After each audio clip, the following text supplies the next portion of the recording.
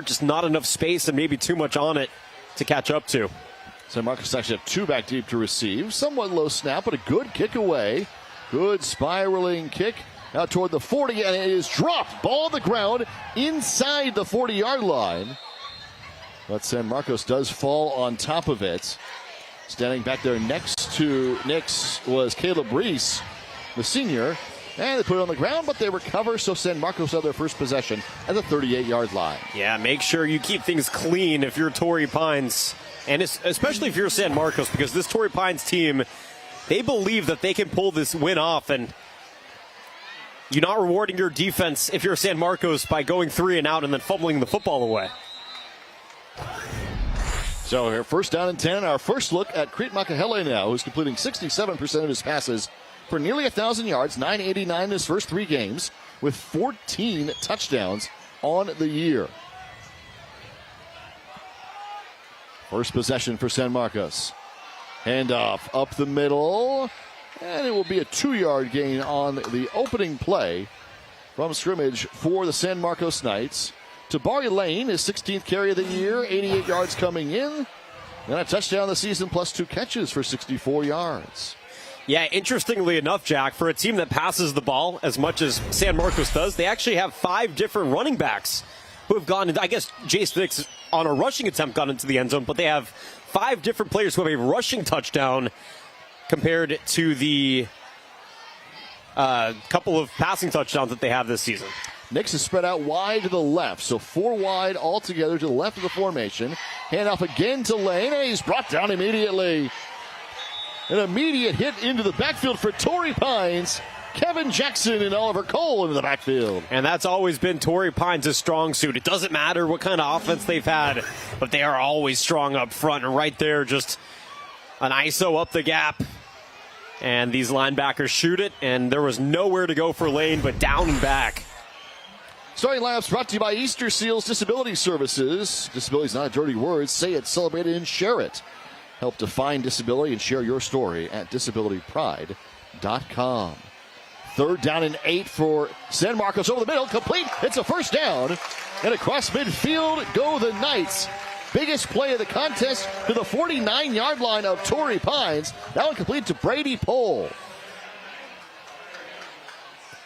Brady's one of those guys who doesn't get a ton of receptions in a game, but when he does, they are meaningful. You see right here, catching it on that right shoulder, making a beautiful first move to get some space and push that ball against over the line to gain. It's a great call. That was only his 10th catch of the season, right? But he's got 150-plus yards receiving on 10 catches. And here he is again. Pull on the end around. Stutter step move, trying to gain positive yardage, and he's brought back for a loss of 2 to his own 49-yard line. He's a guy who does carry the ball quite a bit on the ground. He's got over 100 yards rushing and a couple of TDs on the season. But that time, Torrey Pines right there for a loss. Yeah, really well done by this defense. I mean, right there, a good jump by Kevin Jackson. Couldn't get there. And then it's the backup running back playing a little defense right there for the Falcons. Richard Phillips eventually making the tackle. So now it's 2nd and 12 from just back across midfield to the Knights' own 49-yard line. Another shotgun, Makahele. To pass for the second time, rolls away to his right, fires back, incomplete. Just trying to find Colton Willard, the senior wideout, but it goes incomplete. There is a flag on the play in the backfield. Could be holding against the Knights. Yeah, typically when you see a quarterback at the high school level roll out like that, it's most likely offensive holding, and San Marcos knows it as they'll start retreating. Here's the call. It is holding. Now, it was a really well-run play by Makahele. He just missed the throw, right? He had Colton wide open. But I think he saw another gray jersey further in the secondary and sort of split the difference. Unfortunately, that's grass. So from the 39-yard line this time, 2nd and 22. Big thanks to our officiating crew tonight. We thank all of our officials across the San Diego section and otherwise in high school football, where there's such a shortage. And so we say thank you for allowing us to be here and play tonight. John Gill, Kevin Fuller, J.J. Castro, Richard Tisby, and Tom Blick for this great crew. Across the 40 and out to the 41. It's only going to be a gain of 2 yards on a long developing play for San Marcos, as Willard was the target again. And we'll go all the way out to the 41. Yeah, I mean, I think it's set up to be a screen pass, but that ball went into the middle of a bunch of gray jerseys. Willard made the grab, and then immediately Oliver Cole, the big tight end who also plays a little linebacker, brings him down instead. I mean, Torrey Pines is playing really tough right now up front and not giving an inch to the San Marcos offense. Excellent effort as well for Ethan Martinez. And so here we go, 4 wide on 3rd down and 20 for the Knights. Torrey Pines coming with 4. Makahele steps up over the middle. That's complete to Nix. It's not going to be enough for the first down, but still a great play down the field for the Knights.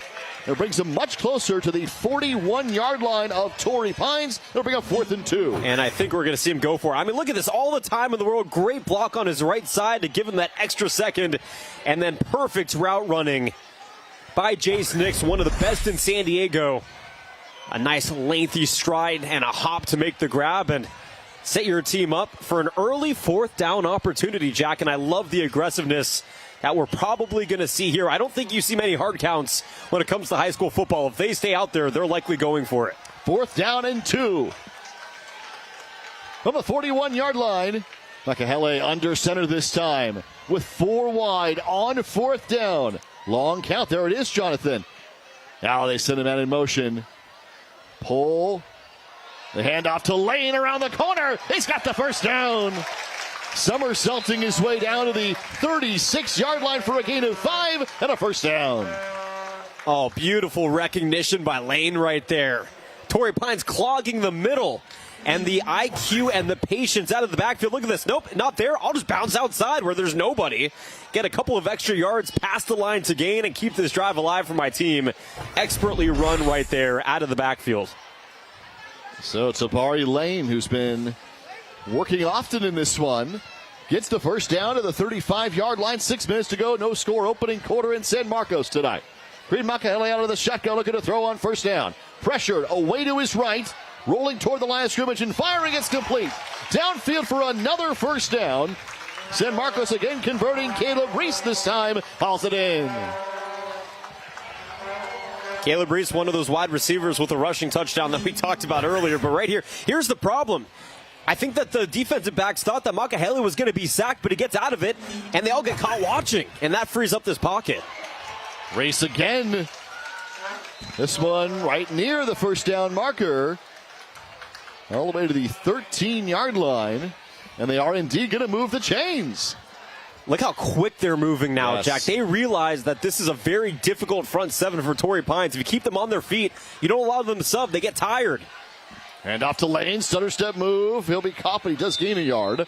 2nd and 9 on the way as we approach 5 minutes left in the first. Ball down to the 13-yard line, 2nd down on the way. This offense is in rhythm.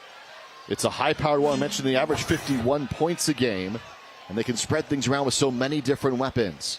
A lot of pushing and shoving going down. Not enough room for Lane to maneuver past that line of scrimmage. But, I mean, we talked about this, right? This is a team that has already faced Torrey Pines. They returned so much of their talent from last year. The main guys, Makahele and Nix and all these guys around them, they wanted another opportunity. And they're getting it right now, and they came to play. Hand off to Lane. Up the middle. No, it's a keeper on the end around. Reese inside the 5, still going. A flag comes in. And he makes it to the 5-yard line, so it's not going to be enough for the first down. They'll bring up 3rd and short for San Marcos.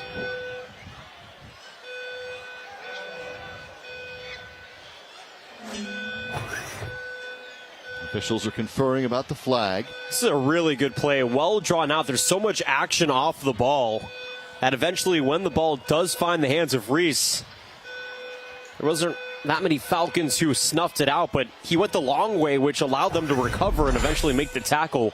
But obviously all of that is dependent on what this flag is. John Gill's our referee tonight. And they're trying to figure out, maybe they're, the deliberation here is, you know what? Here it is. It's going to be a holding call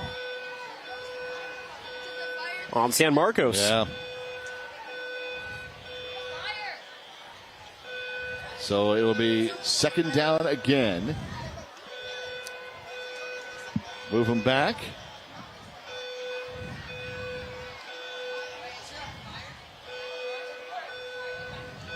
.435 to go. Opening quarter, Makahele working out of the shotgun.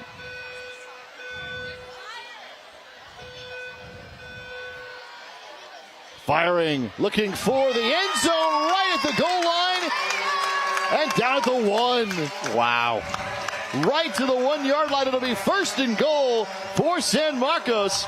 As the Knights get in there, Eliza Bictel, the catch all the way down to the 1 yard line. What a catch for his third of the season. San Marcos not wasting any time.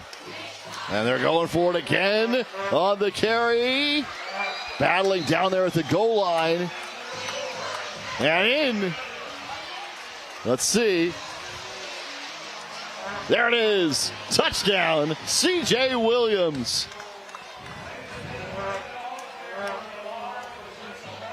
Very well orchestrated drive for San Marcos, Jack. You know, you're third and long. All you need to do is get it to your best playmaker, Jace Nix, to set it up to fourth and short, and then let your quarterback create the rest of the way. It was well managed. It was well balanced, and a very impressive opening drive here for the San Marcos Knights. They get into the end zone first to make it 6-0. There's the extra point on the way, and good. 7-0 in favor of number 4 San Marcos. We're just underway in the opening quarter time in the North County. Game time on Your View is brought to you by Palomar Health. Disability is not a dirty word. It takes a lot to be able to get to the pride part of disability because we live in an ableist society. There are millions of people like me. They are overlooked and underestimated. I have a mind, I have a heart, I have a passion. It's who I am, whether I'm sitting or standing. If I didn't have the disability, I wouldn't be the person that I am today. Say disability. With pride. Murray Lampert is San Diego's leader in building quality and stylish ADUs through the ease of the design-build process. ADUs are investments that allow you to move your family closer, provide a comfortable place for a loved one to stay in later years, or even gain income as a rental property. The Murray Lampert design-build process is the all-inclusive, homeowner's peace of mind way to build. Our family, your home. That's the Murray Lampert experience.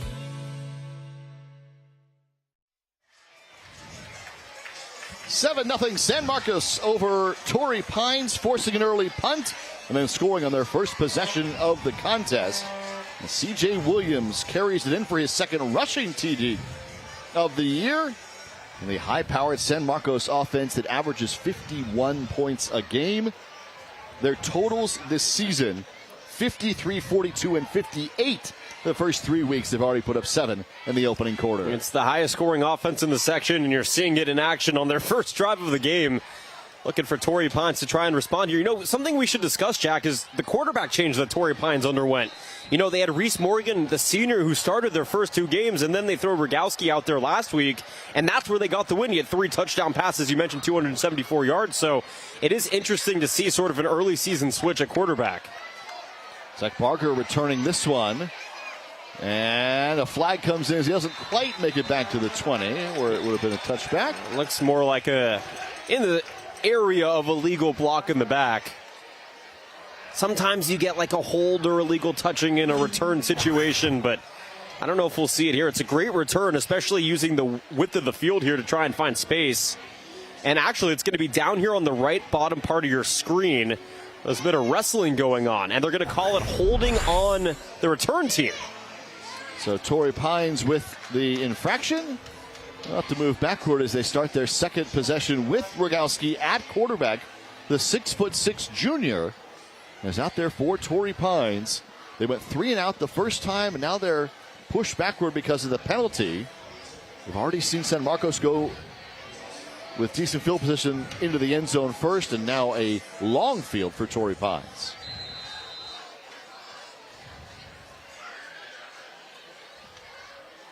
Ryder Young is the tailback as Rogowski goes out of the shotgun.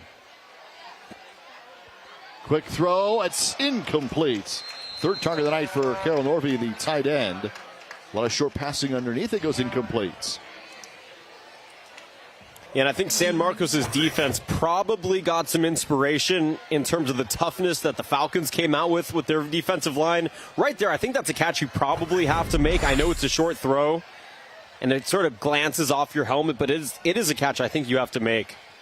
Story Labs brought to you by Easter Seals Disability Services. Disability not a dirty word. Say it, celebrate it, and share it. Help define disability and share your story at disabilitypride.com. Delayed handoff was on second motion there. And it will be just a 1-yard gain on the ground for Young. As he puts it down, Ryder Young, the senior, coming into the game with a 31-carry, 130-yard total to the season. Yeah, it's a tough starting field position here for Torrey Pines. That holding really puts them deep into their own territory. And for a team that really relies on small gains, play to play, it's tough, right? Like you're still, and the reason I brought up the quarterback situation, Jack, is because we're watching a development in progress, right? Like this is a team that found success last week for the first time this season with a new quarterback, but this takes some weeks for a quarterback to get comfortable in a new role. Ryder Young on the carry and out to the 16-yard line. So at least positive momentum before a punt. But Torrey Pines is backed up so far. I mean, there's so many things that go into winning a football game. Time of possession is not a factor that directly correlates to winning. Field position can really back you up. You have to try and flip the field. You get behind yourself so much with penalties and mistakes and negative plays. And right now, Torrey Pines needs to flip things on the other side. And that's what it is. It's just energy killers. And I think there's a psychological element to it. When you're all the way back on your own side of the field, Jack, you know, things look a little bit more daunting, if you will, than if you're over in the opponent's territory. Well, and speaking of that, it will be positive plus territory for San Marcos to start this drive, their second, as that punt will go to the 46-yard line of the Falcons. So far, all things working out in San Marcos' favor, right? 3 and out on the first drive defensively. A fourth down opportunity that leads to a touchdown on your own offensive drive, and then another nice stop by your defense. And not only are you getting the ball back here for the second time in the first quarter, but you're getting it back in positive territory like you mentioned, Jack. I mean, this is, if you could script the football game, this is how San Marcos would have scripted it to a T. They're a high-powered offense. They got some big plays, in particular the one from Makahele to Nix that got them close to the first down. They converted and then didn't look back from there. Hand off to Lane. And no gain on the play, if so, just a yard. Second and long on the way. Think about the career numbers for some of these players. Creed Makahele is in his third year as a starter. As you see Lane go up the middle. You got Makahele who's thrown for 5,300 yards. Wow. 65 touchdowns. That's in just about 2 1/3 seasons. He's a junior. Well, and he got injured last year. He ended up missing a handful of games, and it just shows how prolific he's been. Still had 1,500 yards last year, and 19 TDs against 3 picks, even missing some time a season ago. And you see how athletic he is. He's able to extend these plays. I mean, it's almost Lamar Jackson-esque. Rolling out, finding Brady Pohl on the play. Pohl's the guy who's knocking on the door of a 1,000-yard career at San Marcos. That's just the receiving category. Right. Yeah, sort of a multi-tool offensive player is Pohl here for San Marcos. But going back to Makahele, Jack, you know, there's a lot of guys in San Diego who are really good pocket passers, but you see it right there, the ability to immediately get on the move, roll out, maintain your composure, and make the throw. It's so difficult to find guys who are consistent at that, who can command a game with that at the high school football level. And Makahele, I mean, he is part of a rare breed, and we were seeing it as a freshman from him, and then as a sophomore, and now he enters the upperclassmen ranks as one of the top quarterbacks as a junior here in San Diego. 100%. Yeah, this is just a junior, and already he's put up those kinds of numbers here at San Marcos. It's 3rd and short, 3rd and 1 from the 39-yard line. And at 1:36 left to go in the opening quarter, it's a timeout for the Knights. So 3rd and 1 on the way with San Marcos already in front, 7-0. Game Time on Your Views brought to you by Palomar Health. Did you know 1/4 of all school bus injuries happen during boarding and exiting? Teach your kids to follow safety rules. And drivers, always stop for those flashing school bus lights. Let's all make school bus safety a priority. At Procopio, we believe in giving back to our community. We honor that commitment by supporting more than 200 nonprofit, educational, trade, and cultural organizations throughout the region. Procopio, we're a law firm committed to our clients and our community.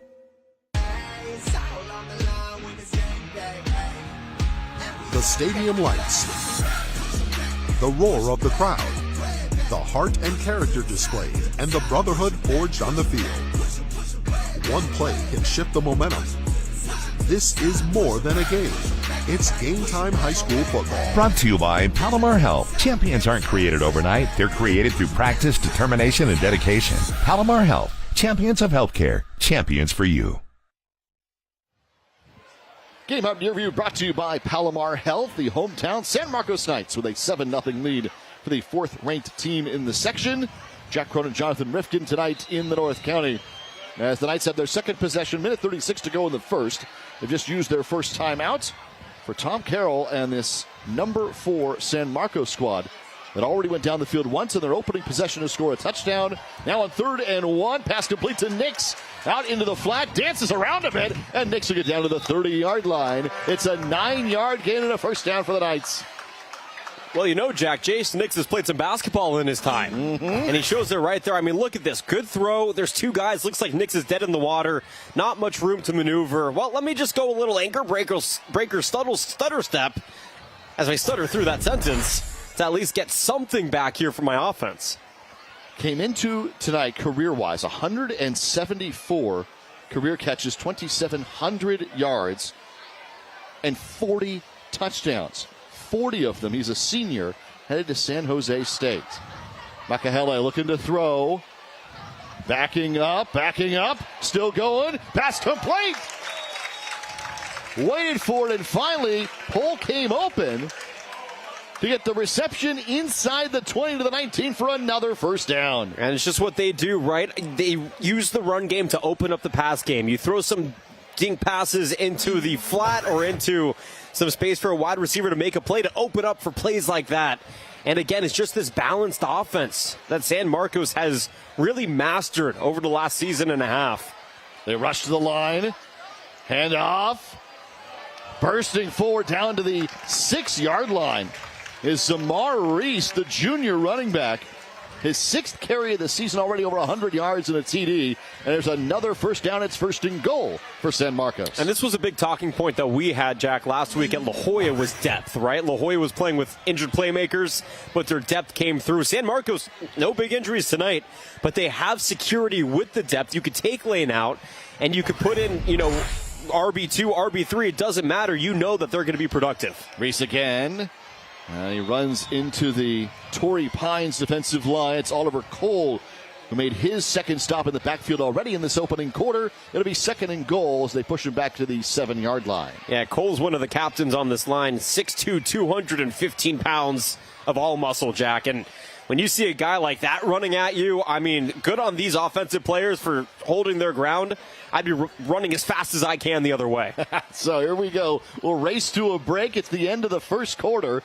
7-0 San Marcos in front and knocking on the door for a possible second touchdown tonight. We're in the North County in San Marcos. Game Time in Your View brought to you by Palomar Health.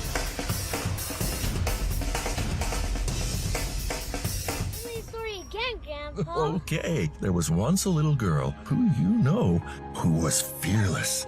She protected the whole village, and she never backed down. She was my champion.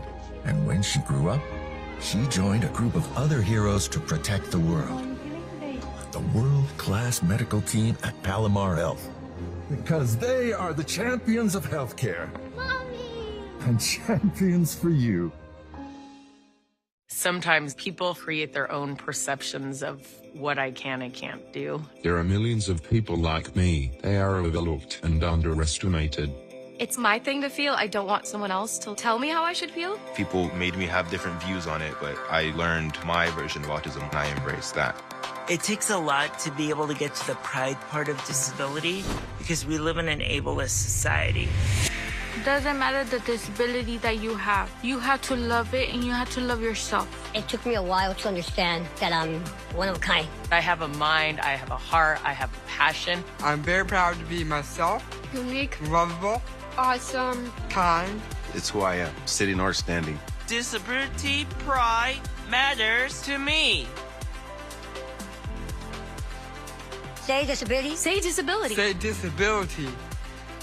With pride. With pride. Say disability. With pride. Start of the second quarter in San Marcos. The hometown Knights, number 4 in the section. At the 7-yard line, they'll have it second down and goal to go. Already leading 7-0. Game time on Your View brought to you by Palomar Health. Jack Cronin, Jonathan Rifkin at the start of the second quarter this evening. The Knights trying to punch it in for a second time. Samar Reese in the backfield. With Pete Makahele under center, they go play action. Makahele rolling out, looking for the end zone. Incomplete. Well defended on the play for Torrey Pines. With Nolan Seelhorst, the sophomore. Yeah, I mean, he had Jace Nix. He actually had 2 wide receivers open. Jace was the closest to the ball. I don't think you'll see it on this angle. That's a catchable ball. You got to make that catch. But there were multiple options there. You go to your most reliable and a very rare moment for the San Jose State commit. So third down and goal from the 7. San Marcos went and scored on their opening possession. This is their second time with the football in this one. They forced 2 punts on defense. And now are in the red zone. Third down and goal. 4 wide. Makahele setting up the screen. They get it right at the middle. Looking for Reese. Toward the goal line. And in. Touchdown for the second time tonight. Samar Reese into the end zone. San Marcos in front 13-0. San Marcos' offense played this perfectly, Jack, because it was basically a cover 0. Torrey Pines was bringing everybody up the middle. Because they sold out, as long as your line holds for a second, watch everybody come in, line holds for a second, middle is wide open for the screen pass, and it's just basically a clear lane with a little bit of an assist from a linebacker into the end zone for another touchdown.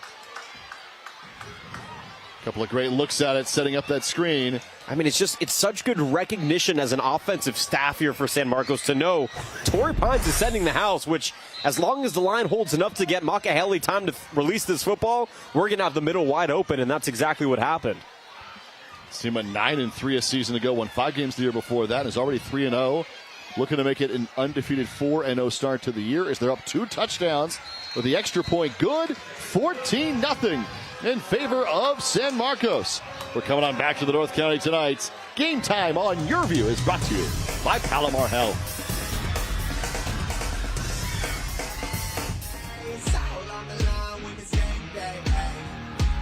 The stadium lights, the roar of the crowd, the heart and character displayed, and the brotherhood forged on the field. One play can shift the momentum. This is more than a game. It's Game Time High School football. Brought to you by Palomar Health. Champions aren't created overnight. They're created through practice, determination, and dedication. Palomar Health. Champions of healthcare. Champions for you. If you're having trouble breathing, if you're having a lot of sinus infections, if your nose is dripping like a faucet, I can help you breathe easy. I'm Dr. Shaw, Palomar Health ear, nose, and throat surgeon. In less than an hour, we'll unplug that nose that's been so congested without an invasive surgery. It's painless. And by the next day, you're going to be breathing much easier. Contact us. I'll help you breathe easy.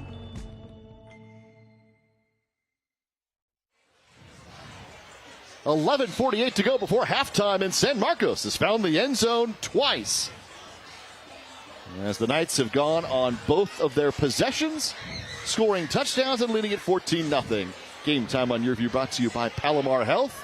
Into the North County tonight, and San Marcos, the number 4 team in the section, with an early lead. Jack Cronin, Jonathan Rifkin with you tonight They've been impressive so far. Yeah, I mean, you come in with a game plan and then you execute. And it's not just execution, but it's execution in the way that you would expect. Coming into this game, you prepare, you have your script, and so far, all the wheels are in motion, in sync here for San Marcos. And if you're Torrey Pines, finding some offensive continuity has to be priority number one, because you can get all the stops in the world, Jack, but if you can't score the football, it doesn't matter. Yeah, they've gone 3 and out both times. Just a great return to start this one off. Oscar Peterson brings down across the 30-yard line. And after starting back near their own goal line last time around, finally Torrey Pines some breathing room on their third drive. Oh, look at the hit at the end of this one. So it's a really good move here. Ball taken at the 10, so a little bit of space, a little bit of leeway, cuts right through. And then meet Chase Gladden, who lays the shoulder down right past the 30-yard line. Still a great return, though. So all the way out to the 33-yard line. We get a chance to see San Marcos on defense again for the third time already. They forced 2 3 and outs. And for Torrey Pines, establishing that rhythm. Looking for their first good drive of the game. Rogowski out of the shotgun. The man in motion, John Pryor. They'll pitch it back for Young. And Young on second effort gets 10 yards. Moving things forward, Ryder Young with a carry. Yeah, Ethan Martinez had him in his grasps and just lost him. Young remaining persistent. You saw the explosion out of the backfield here on the pitch. And a great job by the line to open up that gap on the right side. Right there. I mean, you think it's a perfect tackle, but that extra burst gives you another 1.5 yards, 2 yards. And for Torrey Pines, that's all you need. You're finally very close to opponent territory for the first time tonight. And they pick up a first down for the first time this evening. So, 1st and 10 from the 43-yard line for Torrey Pines. 11 minutes to play before half. 14-0 San Marcos in front. Rogowski working out of the shotgun with Young in the backfield. They cleared plenty of space for him last time around. And with 3 wide, again it's Pryor in motion. Pitching it again for Young. Coming to the near side, Young, a second great carry. And out to the 49-yard line goes Ryder Young. It's difficult to stop these pitches because chaos ensues as soon as that ball gets pitched back and he runs forward. And you can see maybe a bit of malaise here on the sideline for like, how are we, if they're going to pitch the whole game, we got to find a better game plan to stop it. You know, because right now Torrey Pines, they're not looking for the big play. They're just looking to be productive offensively, and that, at least the last 2 plays, has been the key. And in single back, we might see another running play here. That's second, pistol. Yeah, exactly. 2nd down and 5. Waiting. Now it's Young with the burst forward on the delay. And they're going to cross midfield to the 49-yard line. Won't be enough for the first down, but it does bring up 3rd down and about 2 for Torrey Pines as they keep the football on the ground. And this is where I think you go to your big bodies. I mean, it's a really good delay. You see that side wide, and then the line recognizes it. They push forward, they get the block. And now it's 3rd and manageable for the first time tonight for the Falcons. And they got big bodies up front. They have really, really high-quality pass catchers who are big and tall and strong and are made for situations like this. Already picked up their first down of the contest and now looking for more. 3rd down and a long 1 yard. Rogowski out of the shotgun. Hand up again to Young, who bursts forward. He's got the first down to the 45-yard line. And Torrey Pines keeps the drive alive. They've kept it on the ground, and they converted twice. Yeah, great play design. You move Zach Berger into motion. It frees things up. You're recognizing where the reads are defensively.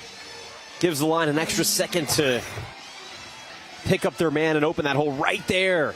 Just enough space. And then he kind of got wrapped up around the face mask a little bit. I was going to ask about that. It kind of looked like a face mask. It was a shoulder to the face mask. I guess that's right. okay. But nonetheless, if you're Torrey Pines, I mean, well executed the last couple of plays. It's all been running plays, though. You have to wonder if San Marcos starts to sell out a little bit on that. Does it open up opportunities in the passing game? Double stack wide receivers, 2 to each side. Backed up on first down from the 45 of the Knights. Torrey Pines with their best drive of the evening here in the first half. Rogowski steps up over the middle. It's caught. Another first down. Cutting it back inside the 30-yard line and down to the 26. Goes John Pryor, the senior, as Torrey Pines moves again.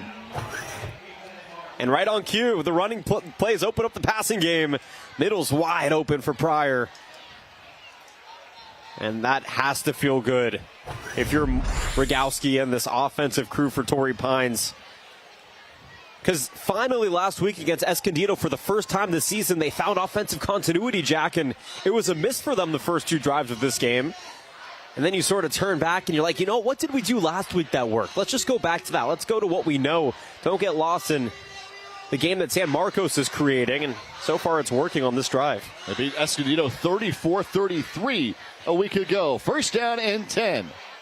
And off to Young on the delay. It's a slow developing play. Run that a couple of times. A 1-yard gain. It'll be 2nd down and 9 for Torrey Pines. Yeah, Josh Sook jumped it right there and was able to snuff out the delayed run on the outside of the line. No need to get overly creative right now if you're Torrey Pines' offense, though, because the run game has been established. And I know you're not really trying to allow the defense to recognize passing downs early in these, first, second down situations, but I think this might be a good opportunity to throw the football on 2nd and 9. 7 minutes to play before halftime. Rogowski out of the shotgun with Young in the backfield. They go play action to him and then throw. Going deep, looking for the far side. That one is incomplete. The intended target was Zach Barger. And well defended on the play by C.J. Williams. Yeah, this one is a textbook jump ball. 2 receivers, 2 defensive backs. And a very valiant effort to at least make a play on it.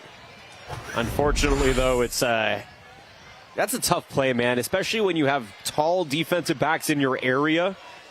You're really giving them an opportunity to steal that football away. 3rd down and 9. Torrey Pines, after their best drive of the night by far, inside the 30-yard line to the 27. Rogowski setting up the screen, gets it to Young, who cuts it back with room to go. Young down to the 11-yard line. Another first down for Torrey Pines, and well designed as they move the chains. Yeah, you saw the reaction right there from his quarterback, Rogowski, just ecstatic about the play. Young is so fast. He's explosive, Jack. He's an explosive running back, and they're utilizing his athleticism, whether it's a pitch, whether it's a delay, or whether right here it's a screen pass. Well executed. Great block right there on his right side to free up some extra space by Jackson McGilvery, the 6'1 offensive lineman. But it's a team effort, right? Like, without that block, you're probably not pushing it into and goal territory. Everybody playing their role right now in this Torrey Pines offense. They marked him at the 10, so this is 1st and goal for Torrey Pines. Hand off again to Young, who on second effort does get positive yardage back toward the line of scrimmage, but it's still going to be a loss on the play. Remains goal to go. It's 2nd down. Yeah, there was some miscommunication here between the quarterback and the running back. There's probably some signal to identify if that ball will be handed off, and I think it was just held on too long by both of them, which allowed the defensive line to collapse and ultimately for that play to go backwards. So 2nd down and goal from the 11. Young is in the backfield. He has done most of the work on this drive. Barger goes out wide to the left for Torrey Pines. Had 2 TDs last week for the Falcons. Now he comes back in motion. Quick throw.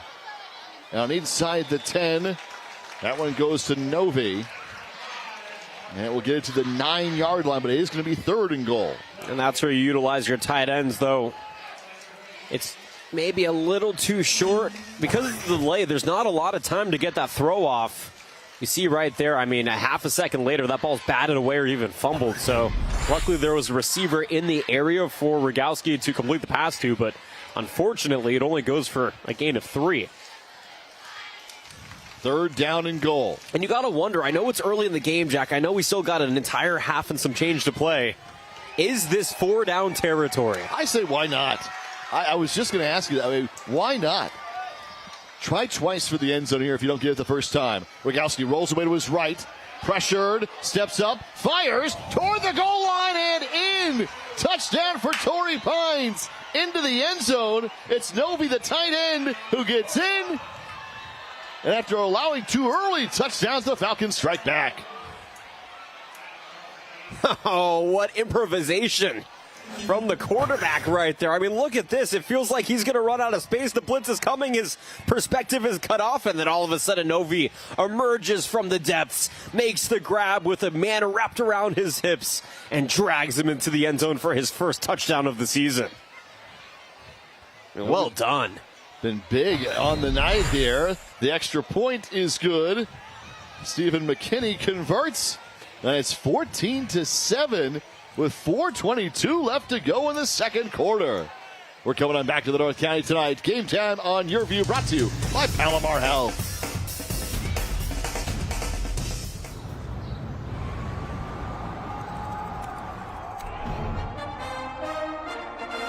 From New York City comes America's longest running and most popular rugby show.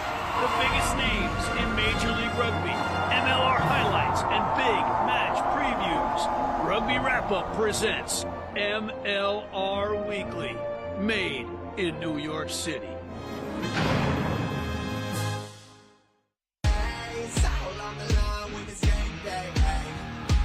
The stadium lights, the roar of the crowd, the heart and character displayed, and the brotherhood forged on the field. One play can shift the momentum. This is more than a game. It's Game Time High School football. Brought to you by Palomar Health. Champions aren't created overnight. They're created through practice, determination, and dedication. Palomar Health. Champions of healthcare. Champions for you. Torrey Pines scoring for the first time tonight. It's a 14-7 ball game with 4:22 to go in the second quarter, as the Falcons look for their second win of the season, look to go back-to-back and win an 8th straight in this series against San Marcos, the number 4 team in the section, who jumped out to an early 14-0 lead. It's 14-7 as we trend closer to the end of the second quarter. Jack Cronin, Jonathan Rifkin with you from San Marcos. Game time on Your View is brought to you by Palomar Health. San Marcos not messing around right now. They got 3 returners back. Not a lot of blocking going to be done in the middle of the field, though it doesn't matter. Yep, it'll go into the end zone for a touchback for C.J. Williams. So Crete Makahele and this high-powered San Marcos offense, they've scored both times they've had the ball. So they're 2 for 2 in touchdowns tonight, and they have a 14-0 lead. I mean, look, amazing response from Torrey Pines. San Marcos has not been tested at all this season, right? Like 3-0, all 3 blowouts. That Tesoro game, you thought maybe there was a chance because of the stigma around Southern Section schools who play San Diego Section schools. Though, by the way, a quick aside, San Diego's done very well in the pre-conference slate against teams from the Orange County and Los Angeles areas. More on that at some point later. But San Marcos needs to be tested, right? Like, they play in a really difficult Palomar league. You're going to have Del Norte, you're going to have Rancho Bernardo, you're going to have Ramona. Like, they need games like this, and they need Torrey Pines to push them. The antithesis, Torrey Pines needs to win football games, and they need to push them themselves. Makahele rolling out, finally chased. He'll take it himself, and he'll be pushed out of bounds at about the 25-yard line. So a quick gain of 5 on the scramble for the Knights. Makahele this season has passed 1,000 yards now in what is game number 4. He's thrown for 14 touchdowns coming into the night, and here he has to scramble a bit for the junior QB. Yeah, and for as athletic as he is, you don't really see him get out and run too much. He has such great recognition of where his receivers are or are going to be, and the offensive line typically holds if he's not rolling out to give him some time. But he can improvise in that regard if he needs to. Next is the one to the top of your screen, wide left for San Marcos. Makahele looking that way, deep downfield, it's incomplete. Nix was so far behind the defense, and it's incomplete. Uncharacteristic from the star wide receiver. Second time we've seen him drop a pass.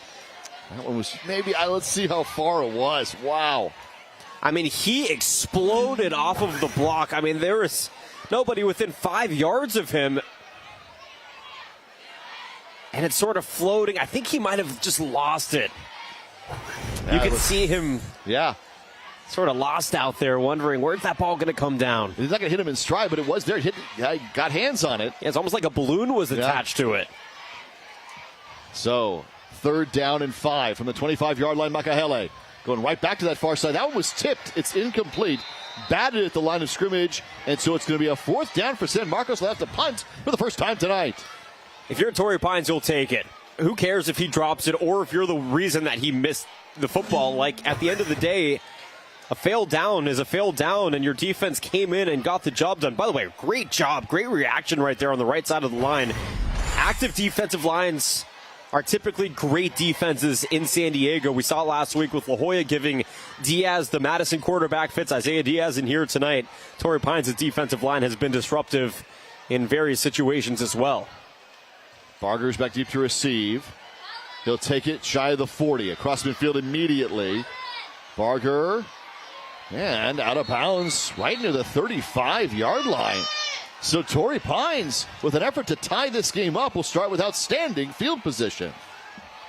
Yeah, this game feels like a bit of a paradox, doesn't it, Jack, right? It felt like San Marcos coming out of the gates corralled all of the momentum and held it close, and all of a sudden it's a Torrey Pines team who feels inspired and is hungry for another opportunity in possession of the football. They didn't have to wait very long, too, with how quickly San Marcos gave up possession, and they've been so dominant in controlling the pace of this game, but it really feels like that is turning right now, and this is a moment to prove it for the Falcons offense. They have all 3 timeouts, 3:13 to go in the second quarter, trailing 14-7 with another chance after putting up their first touchdown of the evening. Ryder Young is in the backfield with Rogowski. This, though, is a handoff on an end around, and it's going to be a negative play, at least in the beginning. They will finally wrap things up as Oscar Peterson tried the end around. He goes back to the 41-yard line for a loss of 4 on first down. Yeah, I think he should have committed. You see him sort of run into the gap, and then second guess, you'll see it here. It's a great first move, and he has that gap if he cuts out to the right, but instead he goes for negative yardage, and that allows San Marcos to make the adjustment and eventually drop him for a loss of about 3 on the play. So 2nd down, 13 for Torrey Pines. 2:30 and counting. 3 timeouts. Second quarter. Rogowski out of the shotgun. Young goes out into the flat to the right. Rogowski steps up over the middle. Pass complete to Barger, who has room to run down toward the 10-yard line. Barger, first and goal for Torrey Pines as he hauls it in.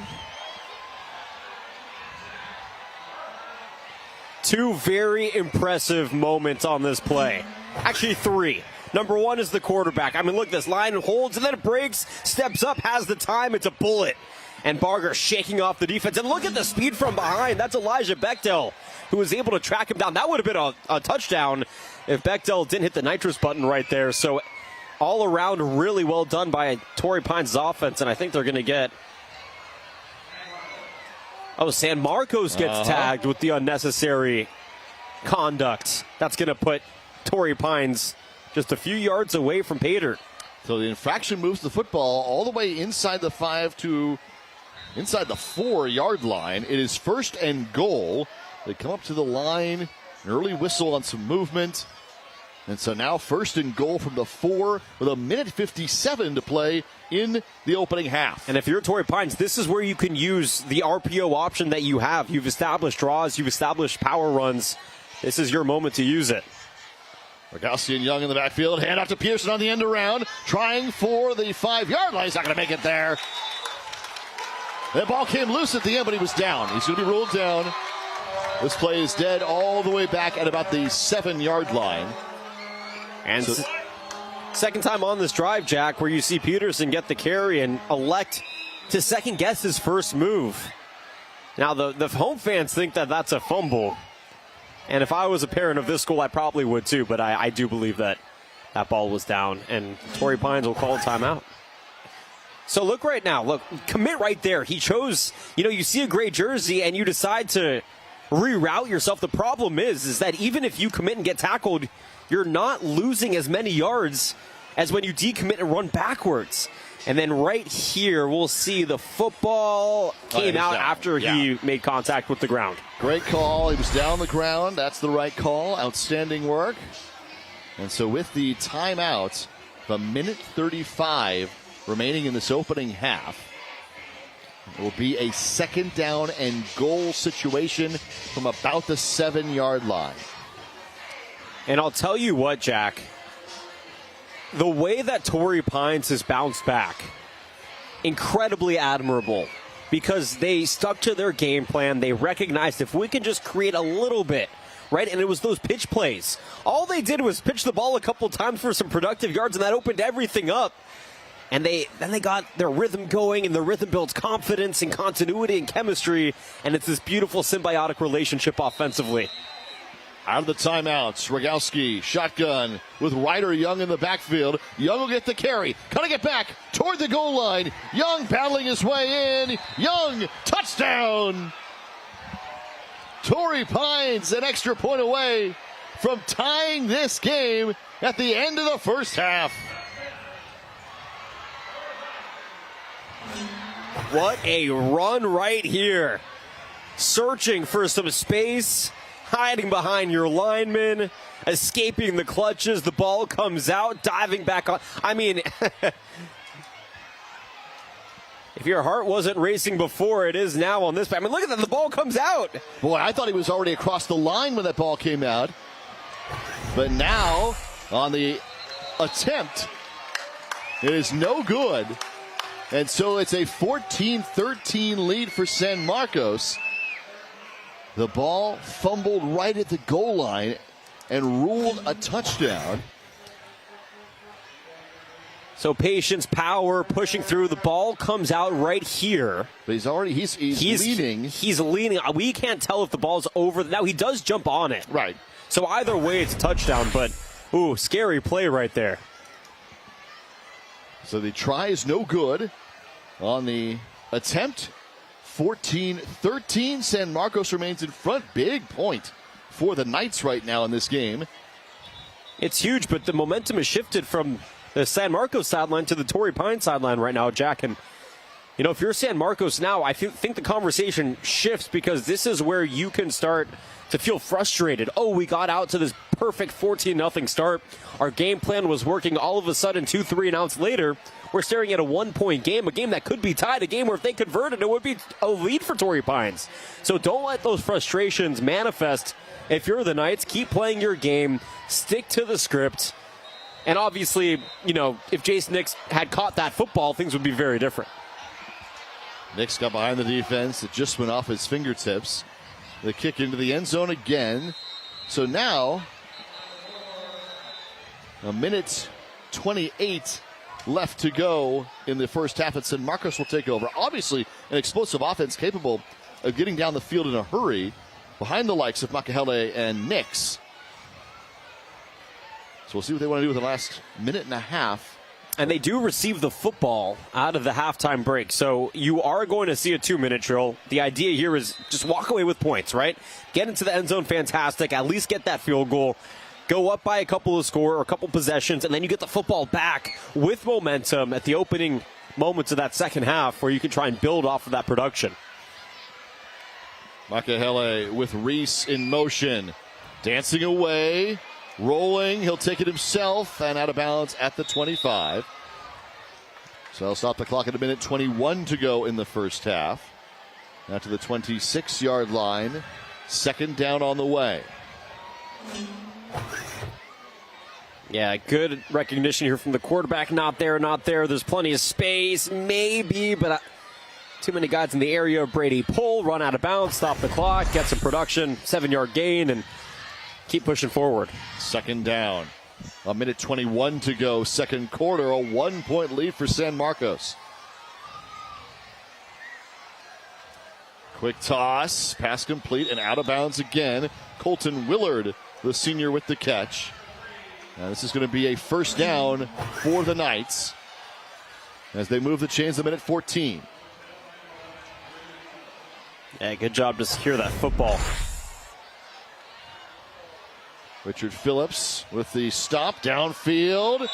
They haul it in. It looks like it. It's a catch downfield for Colton Willard. Wow. I mean, you practice these, Jack. Oh, yeah, this is what this offense can do. Right. I mean, look at this. It's a great job by the offensive line again. You hold, you do just enough to give Makahele the room to maneuver. It's a little wobbly throw, but it doesn't matter because Willard has these really strong fingertips. They do these phalange exercises in the gym, and it's for reasons like that. It's a 4 wide. Minute 10, minute 3 left to go. Here in the second quarter, Makahele, this time rolling to the left. Throws on the run. Pass complete, far side. Caleb Reese. And Reese will get out of bounds across midfield to the 48-yard line with 57 seconds left. And San Marcos has figured out how to go end-to-end here in between the hashes, get out of bounds, save your one remaining timeout, which is something important to keep in mind here. The final 56 and a half. 14-13 San Marcos from the 48-yard line. It's Reese in the backfield with 4 wide. Nice looking to add on here at the end of the half. Delayed handoff with the ball coming out at the end. It was Reese on the carry. The ball came out right at the end, but it's going to stay with San Marcos. And be 3rd down. They'll take their final timeout on 3rd down and 5 from the 48-yard line. Yeah, I understand the idea, right? You're trying to force the defense to play the run here because you've been passing the football. Why would you run the football in this situation? You know you have the timeout. You know you're eventually going to use it. So if it doesn't work out, fine, you have 3rd and a couple of yards. With some confidence in your offense, you have to burn the timeout. But if it does work, you have a really big run play that could open up some opportunities for you, no matter what you were calling this timeout. Because even if you got the first down and some change, even if you got to the 1-yard line, I mean, clock is still going to move once that ball is set. So the idea was we're going to use the timeout here anyways. Hopefully we get something from this run. It wasn't a ton. So now you still have to go about 48 yards, Jack, with no timeouts, which could be difficult if you're trying to set up a field goal situation because you can't really stop the clock unless you're getting out of bounds. 47 seconds left to go. It's 3rd down for San Marcos. The Knights lead by 1. Makahele, far side, incomplete. That one's thrown shy of Nix. It goes incomplete, so now it's 4th down. I think we're going to see them go. We might see a pooch punt, hike the ball to the quarterback, let him just punt it, and hopefully he gets it within the 10-yard line, but I mean, I don't know how much faith this San Marcos team has in the Torrey Pines offense to go 52 yards in about 40-some seconds or however many are left if they don't convert here on 4th down. So I think for them, they feel like it's a low-risk, high-reward opportunity. 4th down and 5. Makahele out of the shotgun. Ethan Martinez in the backfield. On 4th down, Makahele sets it up over the middle. It's complete to Nix. Nix trying to find the corner. He's going to be out of bounds, but shy of the 1st down. So it's not going to be enough for the 1st down. He makes it all the way to the 45, and the ball will go back to Torrey Pines. Yeah, and Nix looking a little confused on the sideline, saying, my bad, guys. He was better off just crossing the 1st down area and then allowing his team to come and spike the football. Instead, he tries to extend and get out of bounds to stop the clock to save it down, but he just couldn't get enough over the line to gain or to the line to gain to get the 1st down. Again, I think that you got to secure the 1st down first and then worry about the other stuff. There's plenty of time for everybody to get up to the line to spike the football, but instead, Torrey Pines gets a stop on 4th down. So they'll take over at their own 46-yard line. 3 timeouts, trailing by 1. They have scored on each of their last 2 drives and nearly was able to tie or even take the lead on a possible conversion after that 2nd touchdown. Instead, they trail by 1. 4 wide for Chase Rogowski. He'll throw on 1st down, pass complete. Oh, no. It's dropped. Zach Barker had it, made his turn, and didn't take the ball with him. It's incomplete. Yeah, you can't run unless you have the football. That's just a silly mistake right there by Barger. And I understand it, right? Like, you know you have all the space around you. You know that time is of the essence. It's human condition to go, go, go. Unfortunately, it does take an extra second to secure the football before you can enact that go, go, go. And right there, Barger did one without the other. So second down now from the 46, 30 seconds remaining. Rogowski out of the shotgun. Ryder Young, who's been fantastic at tailback.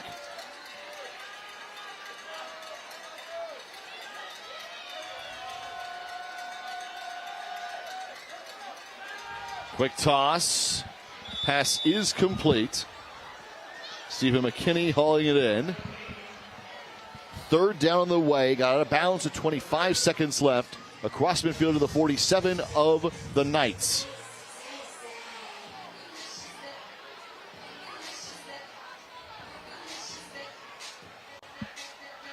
And if you're Torrey Pines,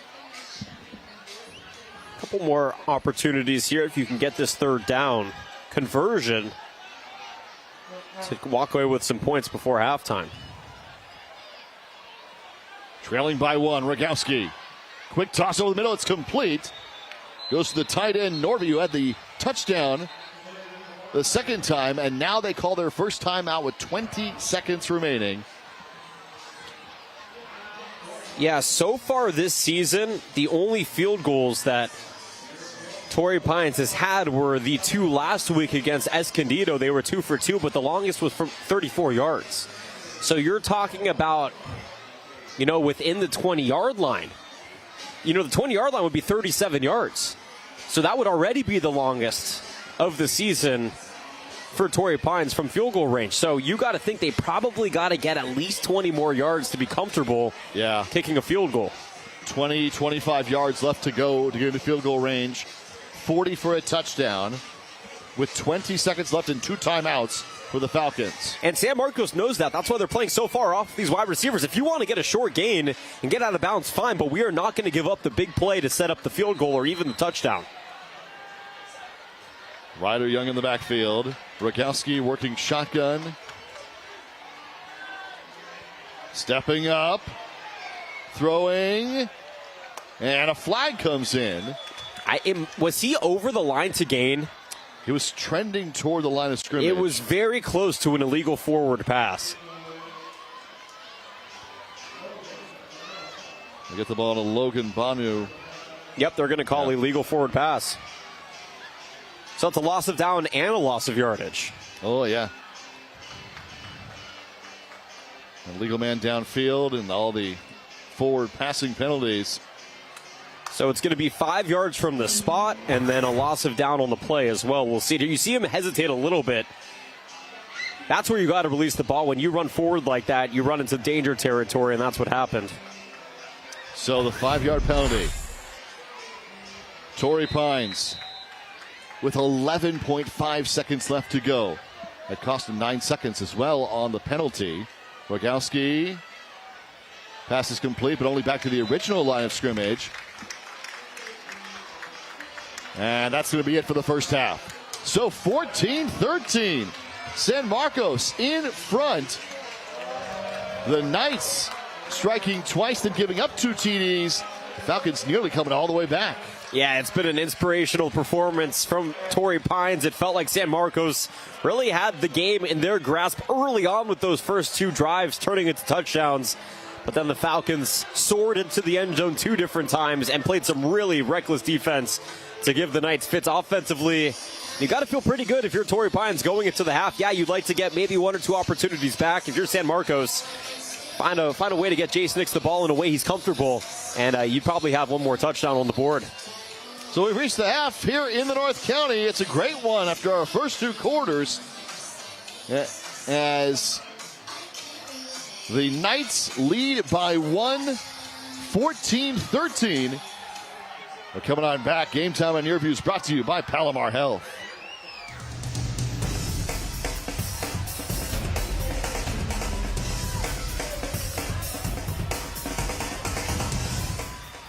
On Locally 101, we highlight the best that California has to offer.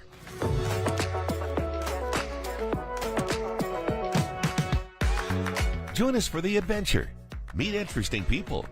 Discover new places to visit and things to do. All on Locally 101. Brought to you by La Mesa Rehab. Helping people breathe better to live longer and stronger. San Diego is a special place, and Sequan takes tremendous pride in working with so many across the region to help build a stronger community. From high-profile partners and vital organizations who always extend a helping hand to key civic groups that enrich our lives, Sequan supports all aspects of the community and proudly partners with so many important organizations and landmark institutions. Because if it's important to San Diegans, it's important to Sequan.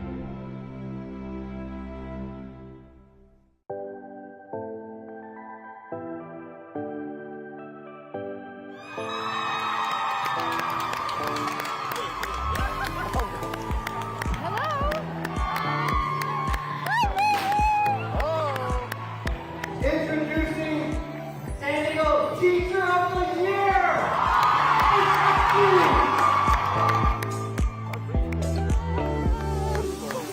It fills us with so much pride and honor that you bring excellence every single day. Thank you for all that you do, Miss Eckstein.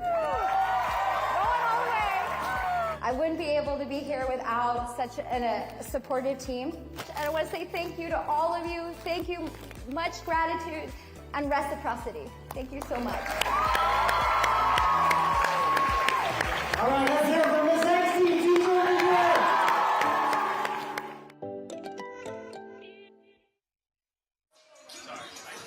Game time on your view brought to you by Palomar Health. It's 14-13 at the break. San Marcos on top of Torrey Pines. A great first half of football. Each side striking with back-to-back touchdown drives. 4 times in the end zone. It's a 1-point contest. On Locally. And the Knights at home here for the number 4 team in the section lead it by 1. Education lays the foundation for progress, and teachers are the brilliant minds designing our future. They ignite curiosity, mentor, and empower students to aim high and realize their dreams. Cox Salute to Teachers celebrates the 2024-25 San Diego County Teachers of the Year. One of the 5 teachers selected this year is Jennifer Eckstein, who teaches science at Bonita Vista High School and Sweetwater Union High School District. Jennifer found her true calling in education, where she inspires students daily and fosters a deep commitment to environmental stewardship.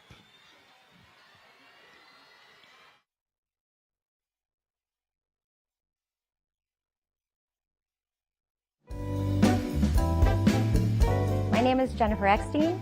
I teach environmental science, IB Environmental Systems and Societies, and biology, and I teach at Bonita Vista High School. Introducing San Diego Teacher of the Year! There's so many words that come through my mind, even trying to describe Jennifer Eckstein. Colorful, harmonious, peaceful, love, gregarious. The minute that I saw her name on the list of teachers to be voted for, I knew already Jen Eckstein's going to get this whole thing. Miss Frizzle, she looks just like her. And so that's what she reminded me of. And when I asked her that, she says she gets that all the time. But, you know, she's just like Miss Frizzle, too. Her energy, she's able to captivate, motivate her kids in her classroom, and that's what's so beautiful about her. It's interesting that I ended up teaching high school. Because I don't know what it is. I really love this age group. That is about how you write a land acknowledgement, but you can put, you know, native land, California right there. I think that this age is such an important age where they can develop agency and activism. You're going to see her in the gardens, like planting. You're going to see her at environmental cleanups, motivating her students to really take action to help the climate and to care about it. Their final is actually they have to construct a model of what it means. What is a sustainable house? So you'll see a lot of them will have things like solar panels or water collection. And so they get to actually implement the learning that they've done throughout in the entire year and actually present it as a model. One thing that I feel like all of her students can attest to is that Miss Eckstein is definitely a light of a teacher. She's always positive and she's always energetic. I will be teaching a lesson and all of a sudden I see this blur of color coming at me and I just look at the students in my classroom and they're smiling and they're yelling out, Miss Eckstein! And she'll start to team teach with me for 15 minutes, 20 minutes. Mind you, it's her break. She makes me shine along with her, and when she spins out of my room or bounces out of my room, my students, when they first meet her, they're like, who was that?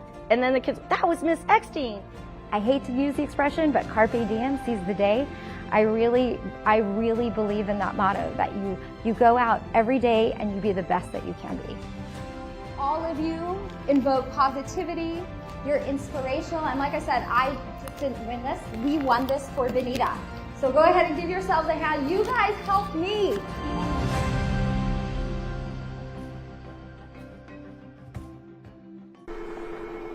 Good morning, CPL. Cable Pipe and Leak Detection has been in business since 1976. We locate underground utilities and water leaks. We work with homeowners, we work with businesses, we work with architects, contractors, electricians, plumbers. I've been working for this company for 16 years.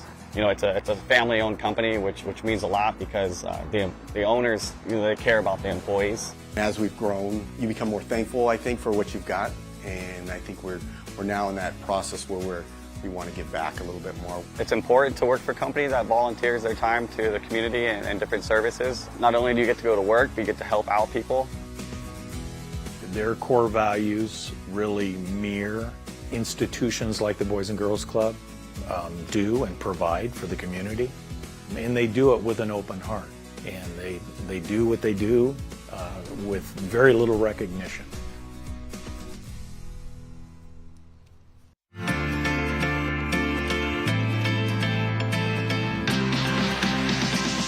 We're adopting dogs from local shelters, training them for post 9/11 combat veterans, and we're able to donate these trained dogs to deserving veterans in need. Shelter to Soldier is a nonprofit, and we're able to do the work that we do because of you, the community.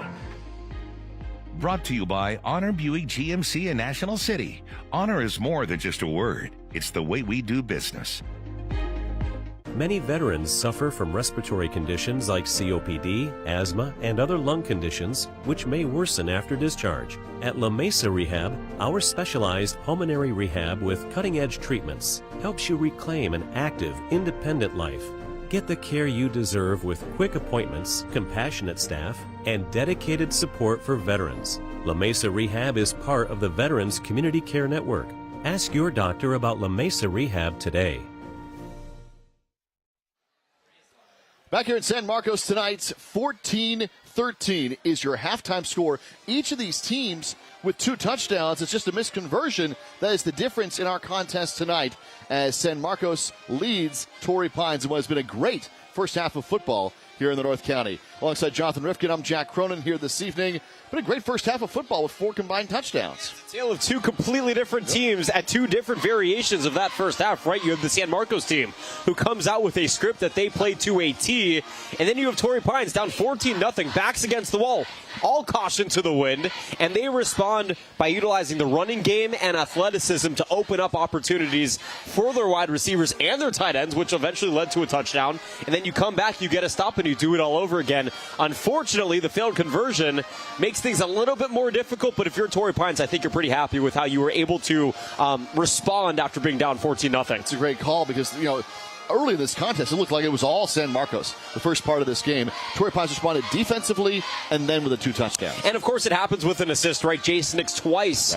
dropping uncharacteristic footballs. Now, the one in the end zone, they got back. They scored the touchdown, so it was fine. Now, the one downfield, that's the one you want to have back because that was probably going to be a touchdown. And then instead of 14-13, maybe it's 21-7, maybe it's 21-13. I mean, maybe you missed the P18 to 20, but no matter what, it's those plays where the defense gives you big play opportunity that you have to take advantage of, and San Marcos couldn't capitalize, and Torrey Pines, in turn, did. 14-13 at the break. A great first half in the books. We're coming on back for the second half tonight as number 4 San Marcos is our host this evening. The Knights of the Torrey Pines Falcons. Game time on Your Views brought to you by Palomar Health. Into construction, remodeling, or thinking about building an ADU? You're going to love our family, your home, second story. you'll see many of the Murray Lampert Design, Build, Remodel team in action, from design build and financing tips to project management. This fourth-generation, family-owned and operated San Diego company has been serving the community for almost 50 years. When you see some of their awesome ADUs, you'll know why, right here on Your View, Tuesdays and Thursdays at 8:30 p.m.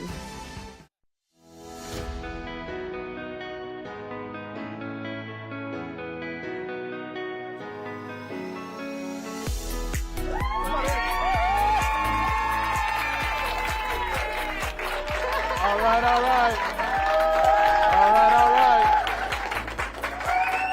I have the distinct honor and privilege of announcing that you are one of our 5 county teachers of the year. Congratulations.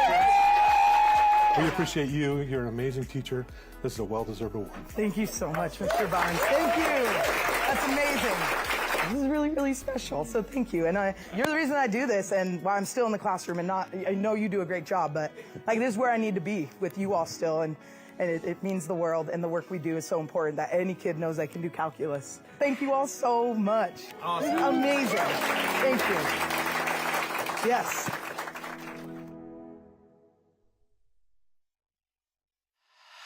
On Locally 101, we highlight the best that California has to offer.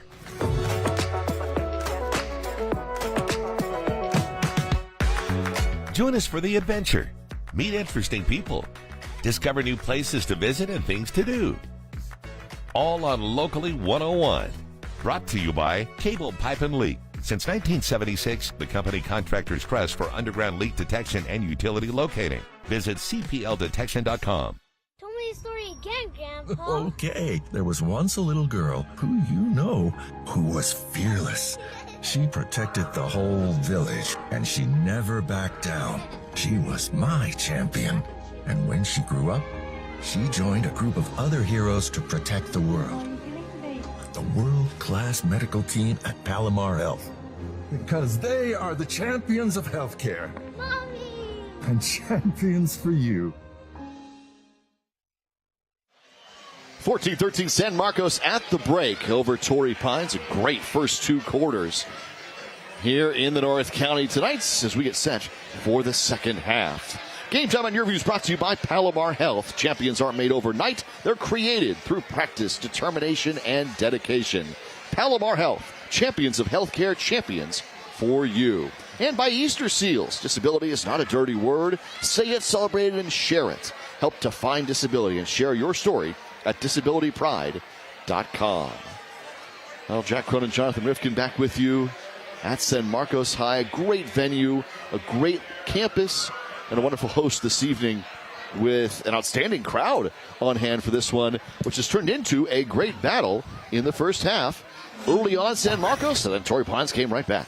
Yeah, San Marcos getting off the schneid early. Beautiful throw up there is that very significant wide receiver in Jace Nix going up high, making the grab. And then how about this little fancy end around? Well done by Caleb Reese to set what would eventually be his team's first touchdown of the game. And this was the first touchdown. A great play up over the shoulder and into the end zone for Elijah Bechtel. Yep, Bakahele right to the goal line. Again, that's twice where they've been kind of plays right at the goal line, but the ball is in, and then they punch it in for San Marcos to get the early score.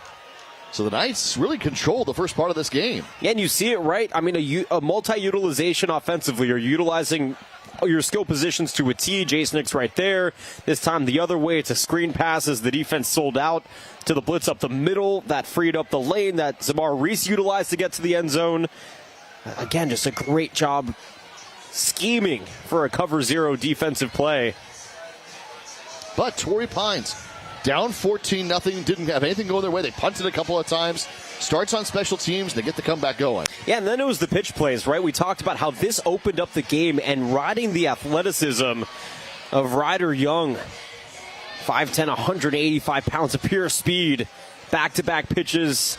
And I think that just was the moment where things turned for Torrey Pines, because then this one didn't end up going your way, and you're wondering, well, maybe San Marcos is going to continue to lock it down. 2 run plays later, and then finally you get into the end zone for your first time tonight for Torrey Pines. Norvey, the tight end, had a big first half, able to get this touchdown right at the goal line, finding his way in. And that starts the comeback for Torrey Pines in this one. And it's so helpful because you get a stop and then immediately things open up for you. This is a great slant route and good recognition on the receiving end by Zach Barger, who had a couple of opportunities on this drive. And then it opened things up. A gorgeous run. The ball fell out, but it didn't matter because he jumped right back on, and Ryder Young is in for his first touchdown tonight. Almost got it looked like on the first try, but even so, he fell on top of it into the end zone anyway, and Torrey Pines with their second touchdown of the night. Yeah, then things were, 2-minute drill. Things got out of hand a little bit. You saw some really nice out-of-bounds plays, but San Marcos wasn't able to get over the line to gain. Torrey Pines couldn't convert, and it ended up being a 14-13 finish of the first half. So San Marcos with a 1-point lead will receive first to start this second half. 12 on the clock in the third quarter. With the number 4 team in the section holding on to a 1-point advantage. Knights with 3 back deep. A low line drive kick that will come to the 15-yard line, feeded by C.J. Williams. And Williams is out across the 30 to about the 32. So decent start for San Marcos as Crete Mekahele and the offense to get back out there. Yeah, when you have 3 back like that, you're taking blockers away from the middle of the field, but they're also athletic for San Marcos, and C.J. Williams, the most athletic, I think, of the 3 returners. I mean, Jace Nix probably has something to say about that, but because he got it in stride on the ground, he's able to push forward out across the 30 and give his Knights really good starting field position here for the next 12 minutes of action in the third. Crete Mekahele came in with 14 touchdowns this season and 65 for what is now his third year as the starter for San Marcos. They've led 2 touchdown drives already. They'll keep it on the ground to begin the second half. Only about a 2-yard gain on the first effort, and then out to the 34-yard line for the Knights. That play kept going. And it's the toughness of that Torrey Pines defensive line. There's persistence here out of the backfield for sure, and a great first move, but then you fall right into the arms of a guy who's been there all evening long in Will Schreckenaugust.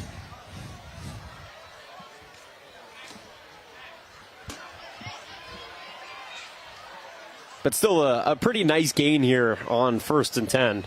Tamari Lane with the carry. Second down upcoming from the 34-yard line.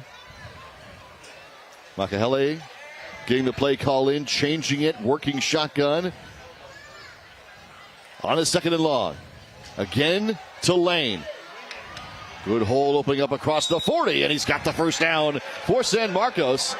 A little pushing out of bounds afterward. And the officials doing an outstanding job to get in there. We saw this last week, Jonathan, where the officials ran in, throwing themselves in front of these guys in pads and helmets. And they did a great job to break that up. Yeah, they do a good job. They recognize, this is an emotional game. Anytime an opponent is running into the bench, especially when it's one of your skill position players who's far out of bounds already, unnecessary conflicts could arise, and the recognition and the action by this officiating crew, outstanding. It's been a point of emphasis, in high school football forever, but you're seeing it more consistently being done here this year in San Diego. It is a first down, 1st and 10 from the 44. 10:56 to go, third quarter. San Marcos, a 1-point lead with Mekahele. Out of the shotgun. Quick throw, far side pass complete. It's Pohl who hauls it in, and he dances out of bounds across the 45-yard line to the 46. A quick gain of 2. San Marcos continuing to utilize the wide sides of the field. Get some small yardage gains, but productivity nonetheless. Pulling a little comeback route, tiptoeing the sideline. Fun player to watch, Brady Pohl, the senior. They do everything weapon on offense. 2nd down and 8 here from the 46. Pohl line up in the slot to the right side of Mekahele with Reese and Willard.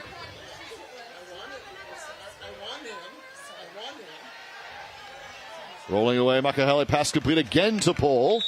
Now toward the 49-yard line, a gain of 3. It'll be third down now for the Knights.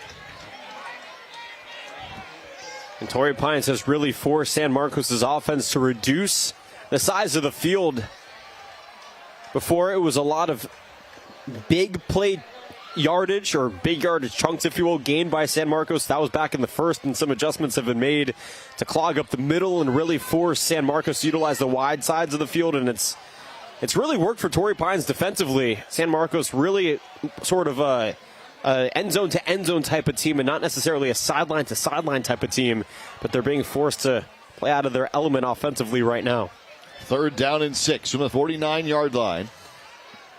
Makahele changing the play.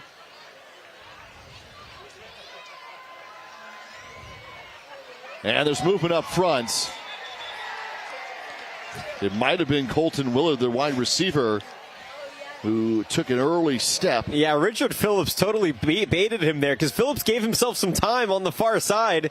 He kind of ran forward as if the ball was snapped. He recognized that maybe I can get this guy to jump, and he did. Now, professionally this year, there's a rule change that you can't do this if you're a defender. And this is right after. You see him running back, but he actually ran forward before. On that near side, in professional football, they're emphasizing defenders can't do that, or they can't bait the offensive player into making an infraction that has not matriculated here to high school yet. Third down and 11. After the penalty, third and long for Makahele. Stepping up in the pocket, throwing incomplete. Nix was the intended target, but Makahele was off his back foot.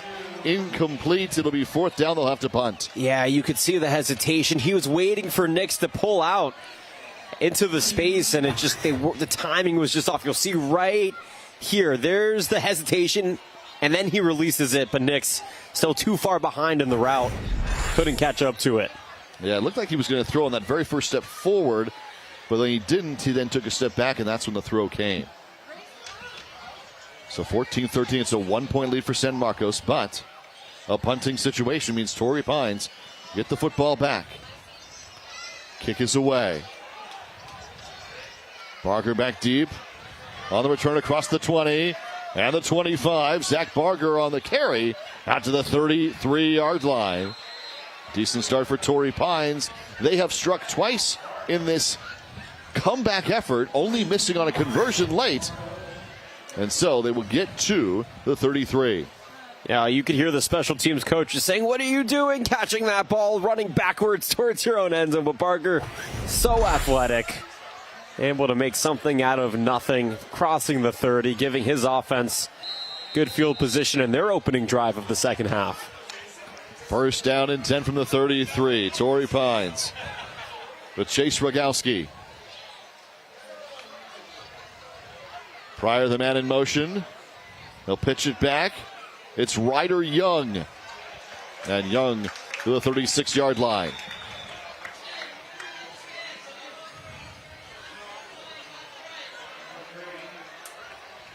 And for Torrey Pines, just continue chipping away. You know, the pitch is where the game opened up for you back early in that second quarter. They're establishing it early here. I would be very surprised if we see a passing play. I would assume a running play continue to pound the ground here and open up the passing game. Rogowski, and incomplete. Trying to find McKinney. Yeah, they elected to throw the football here, Jack. You know, defense, they blitzed up the middle.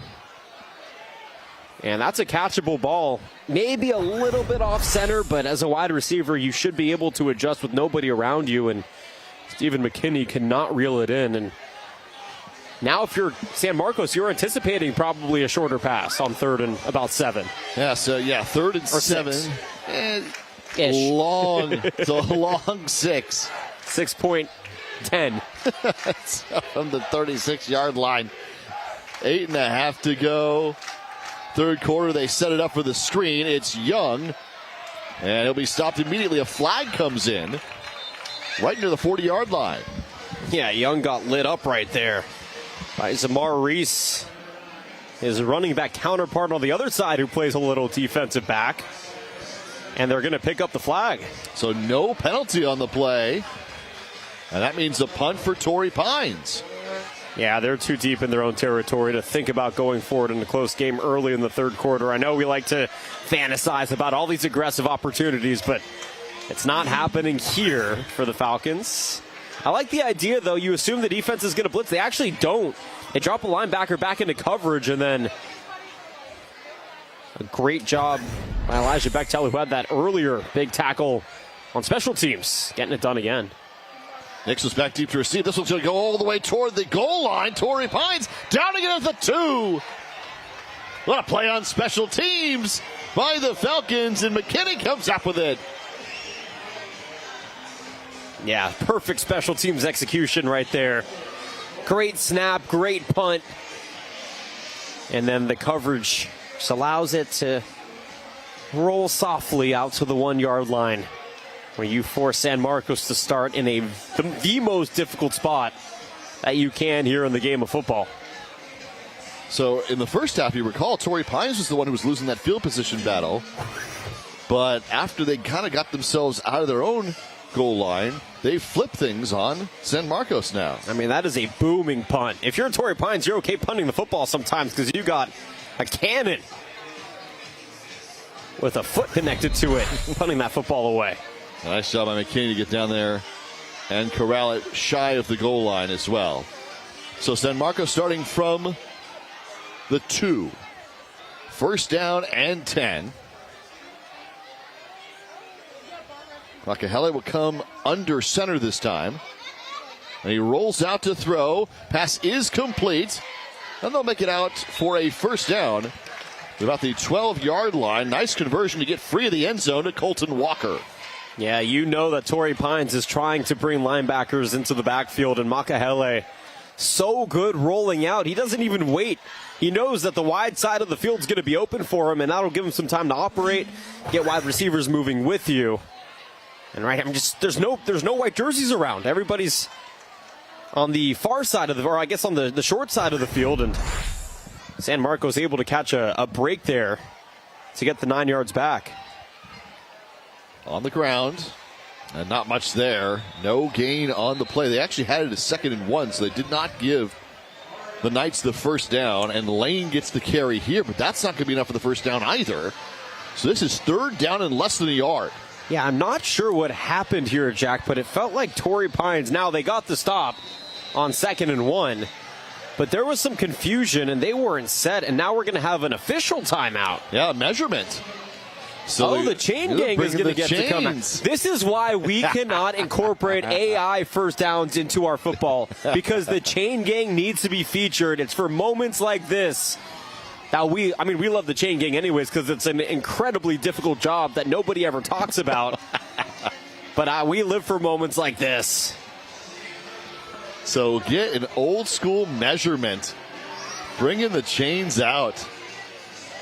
Look at that. He's carrying it like it's the torch at the Olympics. That's great. With reverence. I love it. So there's a lot of integrity behind this moment. It's going to be close.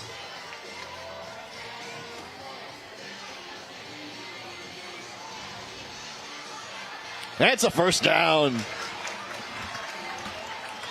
Yeah, about a half a football length right there. So San Marcos does convert, and it will be 1st and 10 from about the 12-yard line. Yeah, I'm going to give an arbitrary score to the chain gang right there for doing a great job. Okay. I like that. So let's take another look at this. I mean, it's hard to tell without sort of an artificial line to gain, but yeah, I mean, the extension and then obviously the ball placement does help a lot, and San Marcos able to capitalize. And again, Torrey Pines' defensive line just seems a little confused. And off to Lane. Lane still on his feet. Bouncing it. Coming back to the other side. He's got a reverse coming. Lane. And across the 20. It's still going. Lane to the 26-yard line for the first down. Coast to coast. A lot of people complain that it's really hard to get 10,000 steps in a day. Well, just watch Lane run that play, and you'll learn how to cruise some steps really fast. I mean, the ability to stay balanced and to evade. Right, that's fight or flight in action right there. And the flight kicked in right here. Oh, wait, there's 3 white jerseys. Somebody's trying to strip the ball from me. But then he has one of his teammates carry him around. And then all of a sudden, I got all this space on the other side. Let me utilize it and get a nice chunkage of play while dragging some bodies along the way. So after all of that, Tavari Lane with the first down. Now Makahele pumps once, going deep for Nix, but it's incomplete. Yeah, it was a broken play. I think they're trying to force it to Nix, and Nix visibly frustrated there on the sideline. Nix wasn't running that route. Makahele telegraphed that pass nonetheless. Luckily, it went out of bounds if you're San Marcos, but yeah, you can't force feed your ball to your wide receivers. Just keep utilizing the depth around you as a staple to move the football. Double covered on the play, 2nd down and 10. 5:52 to go in the third quarter. It's a 1-point contest in favor of San Marcos.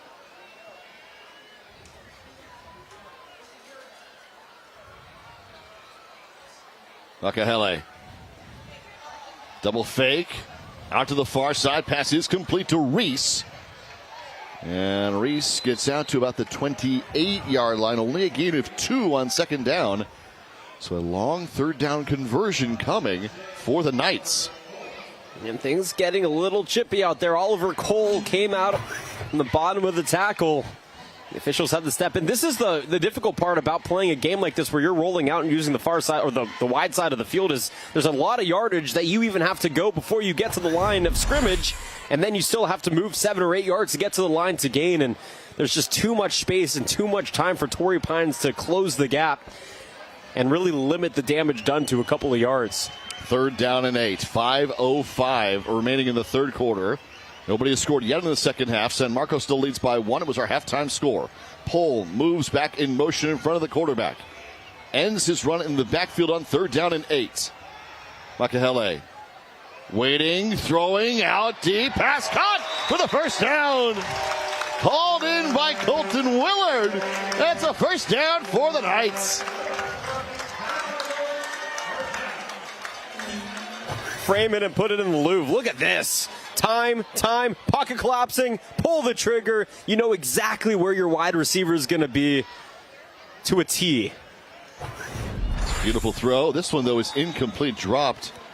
Setting up the short pass to Zamar Reese, incomplete. It'll bring up 2nd down and 10 for the Knights, who lead it by 1 with 4:41 to go in the third.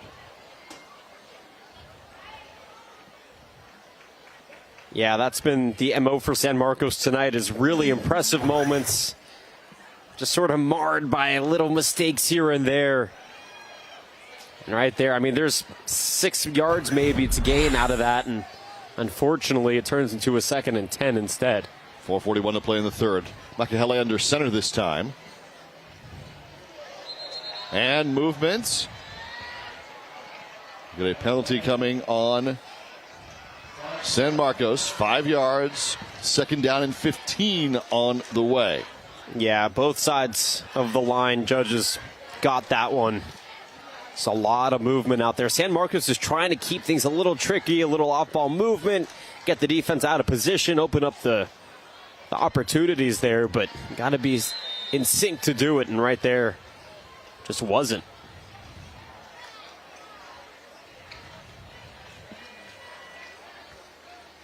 14-13. Knights by 1. Makahele hit as he throws, incomplete. They got to him in the backfield. Torrey Pines brought pressure. Will Barrett really hit on the quarterback. Yeah, 6'1", 210, barreling through the line. That is the closest that Torrey Pines has gotten to the junior quarterback all night. I think you're right. I think it was the first hit on Makahele. Yeah, I mean, he's been so good at recognizing where the pressure is coming from and evading it. Yep. And if you're Torrey Pines, I mean, you're probably looking to the side saying, finally, at least we made some contact back there. 3rd and 15 from the 41. And now if you're Torrey Pines, I mean, you're going to see this cover too. 2 guys in the secondary just sort of monitoring the line to gain. That line is the Falcon 44. Lane in the backfield. Makahele shotgun with 4 wide. And there's the pressure again. Down he goes on back-to-back plays. McGillivray into the backfield with Bryce Simon. And Simon gets the sack to force the punt. Yeah, Bryce, watch the explosion right. So first McGillivray, I mean, he beats his guy, gets him the fall, and Simon comes soaring, and it's like he's off a diving board. Belly flopping into the backfield to sack the quarterback. That is 225 pounds right there. Coming straight for you. That is a luxury to have on your defensive line if you're Torrey Pines. So they got a quarterback hurry, a hit on the QB, and then a true sack on back-to-back plays the first time they gotten into the backfield. Barker's still on his feet here as he reverses field. Barker's still going across the 40-yard line. Barker with room to run all the way to the house. Touchdown, Torrey Pines with their first lead tonight. There's a penalty flag on the play. You're going to see, I believe, a hold. This happened earlier off the ball on the right hash. First of all, unfortunately, it takes away the return. But that was an incredible, I mean, to have because honestly, the flag, if whatever they're going to call here had actually no effect on the return. But you'll see it here. Look to the top of your screen. He comes around, and it might have been right there. It was 33. For Torrey Pines, Joey Levenberg. Let's see. They're discussing things. There's a lot of contact on both sides. Oh, face mask. This goes against San Marcos. Okay, so maybe he grabbed the face mask before the illegal block in the back was made. So the face mask will be enforced on the kickoff, and Torrey Pines has their first lead tonight on the incredible return from Zach Barger. Now they'll go for 2 to try and erase the earlier miss. Up by 5, trying to make it 7. On the direct snap, and they won't get there. John Pryor took the direct snap for Torrey Pines, trying to get into the end zone for 2. It didn't work. And so it's a 19-14 lead with 3:40 left to go here in the third quarter. Torrey Pines, their first lead, coming on back. Game Time on Your View brought to you by Palomar Health.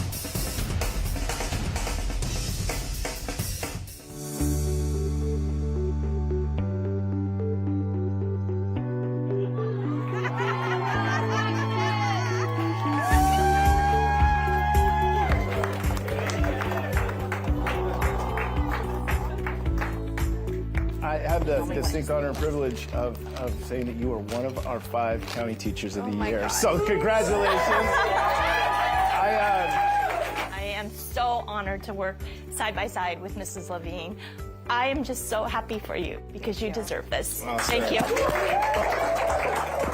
I am shaking. This is the coolest, one of the coolest moments. I mean, earning the runner-up district teacher of the year and then being in this moment.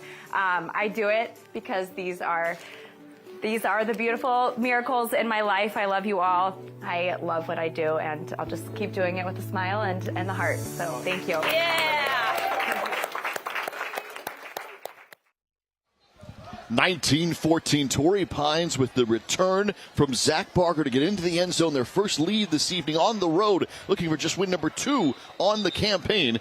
They lead the 4th-ranked San Marcos Knights here in the third quarter with 3:40 left to go. Game Time on Your View is brought to you by Palomar Health. Jack Cronin, Jonathan Rifkin with you tonight.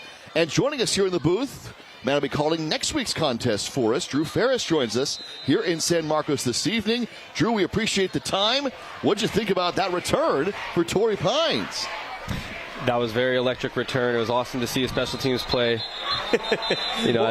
As I hop in here and talk about special teams. Yeah, right off the bat. So I guess some context should be given. Drew is actually a fan of special teams more so than, people who draft kickers onto their fantasy football teams, because Drew was actually a long snapper, an SEC long snapper who got some time in the NFL.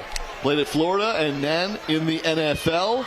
out of San Diego, now coaching here in the San Diego section, be part of our broadcast next week with Cathedral and Helix coming up next week, guys. Yeah, they really started you off with a hot one, Drew. They really did. A good rivalry game. It should be a barn burner over there. What are you seeing out of these two teams tonight? You know, I'm seeing really good quarterback play for both teams. You know, the good command of the offense, good play calling on both sides of the ball. Tough battle here tonight. It's a 19-14 lead. San Marcos right back with it after giving up the special teams touchdown. Here's Lane with the carry for the first down across the 30. There's a penalty flag coming at the end of what is a very good run for the Knights. So, Drew, for the San Diego section this year, what stands out to you? Again, Cathedral and Helix coming up next week here on Your View on the holding call on this play.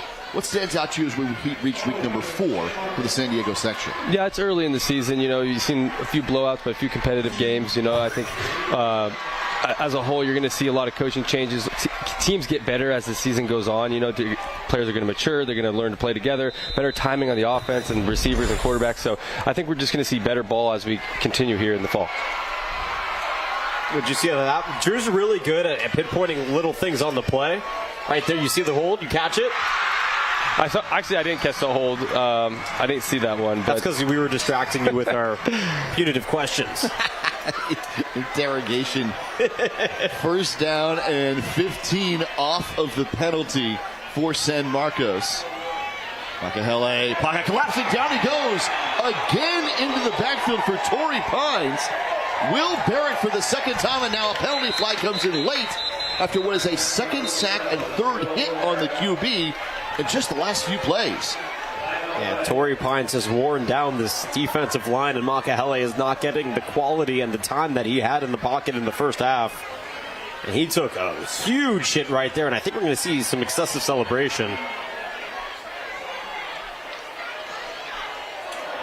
Oh, wow. Oh, go get San Marcos. A roughness call against the Knights after the sack. Somebody didn't like that their quarterback took that hit.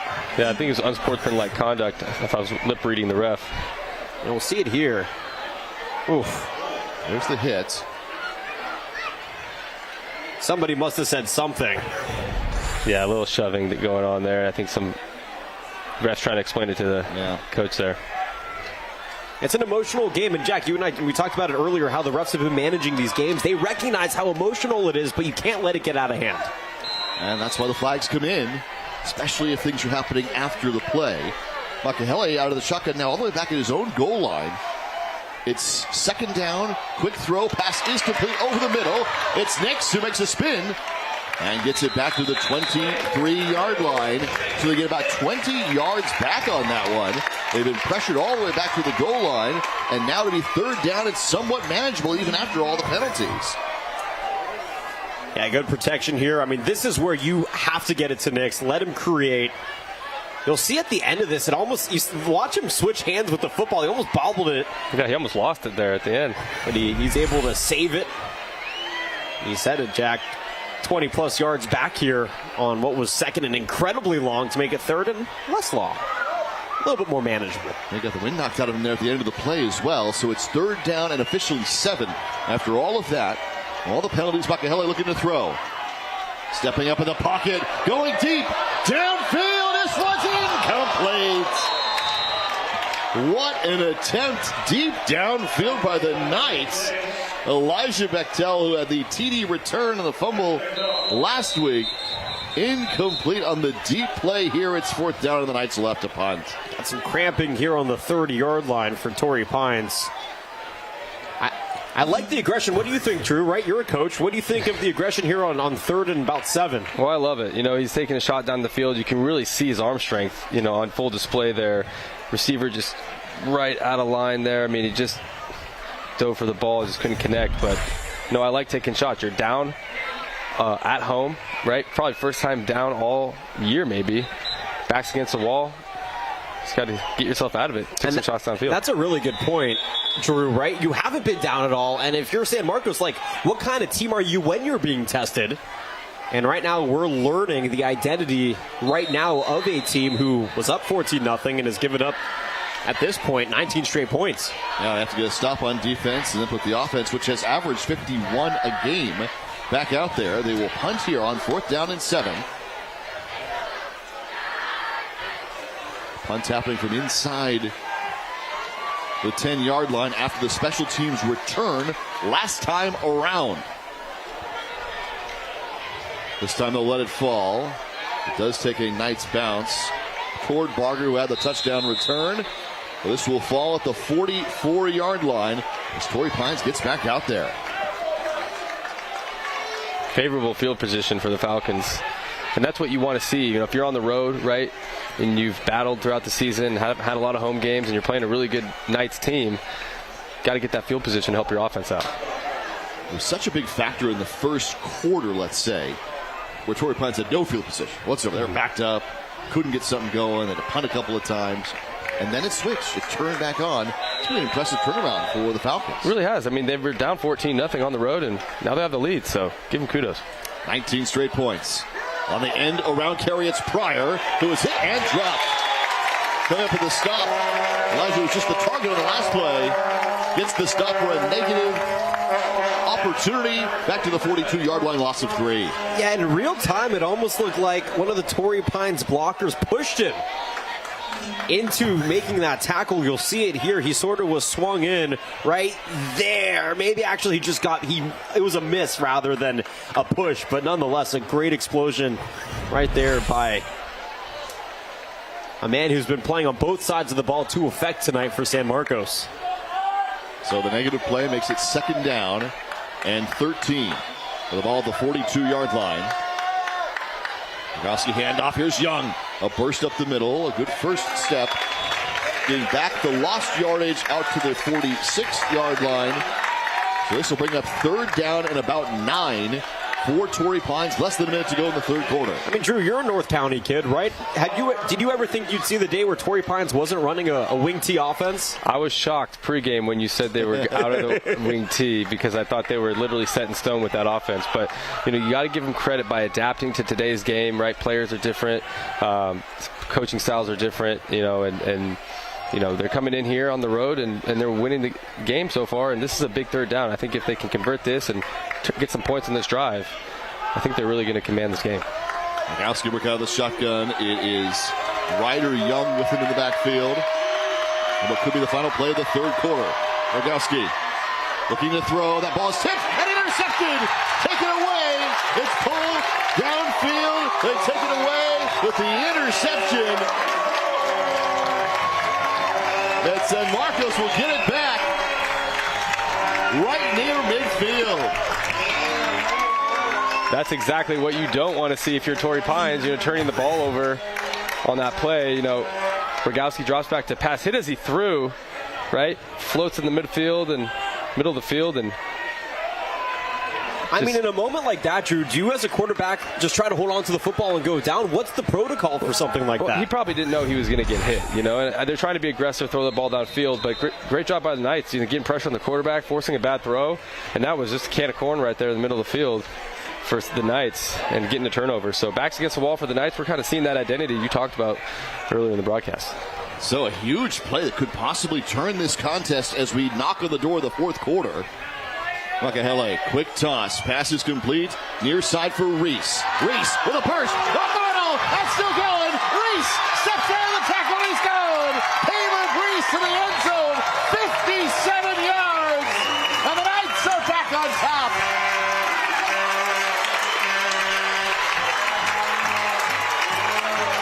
Boy, somebody took the remote on this football game and hit the fast forward button, because Reese was flying down the field, Jack. I mean, to get that ball in a screen pass, to recognize where the lane is, and then just hit the nitrous button and shoot through all the way to the end zone is incredibly difficult to do.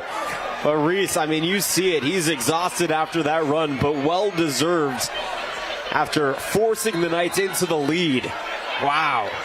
The very next play after the interception goes for a 57-yard touchdown. And San Marcos is back on top. They'll go 4-2 here. They'll try and increase what is a 1-point lead. Pitch back to Lane. Lane trying to find the outside, and he won't get there. So it's a 1-point contest again as it brings us to the end of the 3rd quarter. Drew Ferris, thank you for your time. We will see you next week right here on Your View. Yeah, absolutely. Thanks for having me. Looking forward to it. Awesome stuff.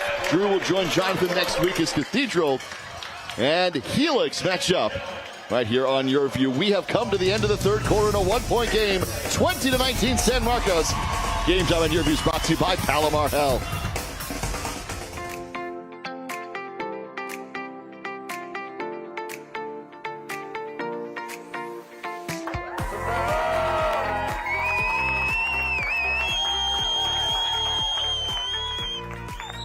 How you doing today? I don't even know. It is an honor and privilege to let you know you're one of the 5 Teachers of the Year for the San Diego County. Congratulations.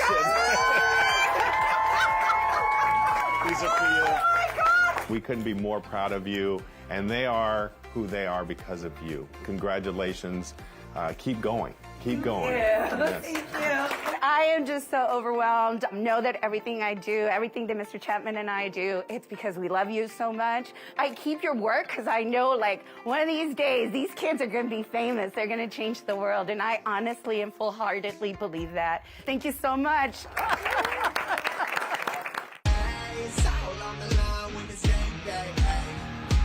The stadium lights, the roar of the crowd, the heart and character displayed, and the brotherhood forged on the field. One play can shift the momentum. This is more than a game. It's Game Time High School football. Brought to you by Palomar Health. Champions aren't created overnight. They're created through practice, determination, and dedication. Palomar Health. Champions of healthcare. Champions for you. 20-19, San Marcos on top of Torrey Pines. The first score for the Knights in the second half off an interception, and then this play, Jonathan Rifkin, goes for 57 yards. I mean, it's really a collective effort. Great blocking around him. 4 Falcons missing their prey right there. And it's just a glide into the end zone and a lead for the Knights. Well executed. And like Drew said, right, like I brought up what the identity of this team is when they're down. And then Drew pointed out, well, we're seeing them respond with an interception and a touchdown. They're playing aggressive and they're playing to effect. So Barger off his return on special teams already for a touchdown in this contest. Takes it back out to about the 28-yard line for Torrey Pines. They'll start there. The Falcons have put up 19 unanswered points before the 57-yard connection between Quick Makahele and Caleb Reese to go into the end zone. Yeah, I mean, both these teams are playing just so hard right now, and you could see it on the field every moment that they are within a yard or two of each other. There's a little bit of extracurricular, but nothing too egregious yet to force a flag or somebody to step in too excessively. But now if you're Torrey Pines, it's back to the offensive side of things where you got to work to get into the end zone. So now Torrey Pines back on offense. Hand off to Young. Up the middle to about the 33-yard line. A gain of 4 on first down. We have come to the fourth quarter. Just 11:42 remaining in the game. It's a 1-point contest. Back and forth. Torrey Pines has twice missed on conversions. The Knights also missed on one. As each side tries to do a little bit of math on some of their extra points or 2-point conversions, it's brought us to a 1-point contest here in the fourth. Yeah, and I think San Marcos is a little bit surprised at how aggressive Torrey Pines' defense has come out, and I think Torrey Pines may be surprising themselves a little bit with some of the big play opportunities that they've had. Young on the delayed handoff only gets a yard, so it's going to be 3rd down and 5 for the Falcons. Big time plays first for Torrey Pines, a special teams return, but then an interception that leads to a touchdown. It's all about momentum, right? It felt like Torrey Pines coming out of the half, getting the stop, kept the momentum in their favor. Then they score the touchdown. They couldn't get the 2-point conversion. And then fortune ended up turning into a favor for the Knights as they responded with their own momentum-shifting plays. 10.5 to go. 3rd down and 5 for Torrey Pines. Rogowski out of the shotgun. Quick toss near side. Pass complete to Barger. But he's broken up right there. Hit and dropped. It'll be a loss on the play in a punting situation for Torrey Pines as a host of gray jerseys get in there. Boy, Barger did not make it easy, though, on this San Marcos defense. even though it went for a loss, I mean, look at the effort. It felt like he was going to be dropped right there. No, thank you. I'll stay on my feet. And then it just, I mean, there's 4 gray jerseys holding on to you. There's nowhere you can go, but you really have to admire the effort. But a great job on coverage by Caleb Reese, who's been everywhere tonight. Just scored the 57-yard touchdown, and now the first to hit the receiver on a key third down. San Marcos is called timeout just before the snap of the football on the punt. So the Knights call their first timeout of this second half at 20-19. 9:51 left to go here in the game, and a timeout for San Marcos. Yeah, it's a tough position to call a timeout, Jack, because you still got a bunch of fourth quarter to play, and now you only have 2 timeouts. 20-19, Knights in front. Game time on Your View brought to you by Palomar Health. Disability is not a dirty word. It takes a lot to be able to get to the pride part of disability because we live in an ableist society. There are millions of people like me. They are overlooked and underestimated. I have a mind, I have a heart, I have a passion. It's who I am, whether I'm sitting or standing. If I didn't have the disability, I wouldn't be the person that I am today. Say disability. With pride. If you're having trouble breathing, if you're having a lot of sinus infections, if your nose is dripping like a faucet, I can help you breathe easy. I'm Dr. Shaw, Palomar Health ear, nose, and throat surgeon. In less than an hour, we'll unplug that nose that's been so congested without an invasive surgery. It's painless. And by the next day, you're going to be breathing much easier. Contact us. I'll help you breathe easy.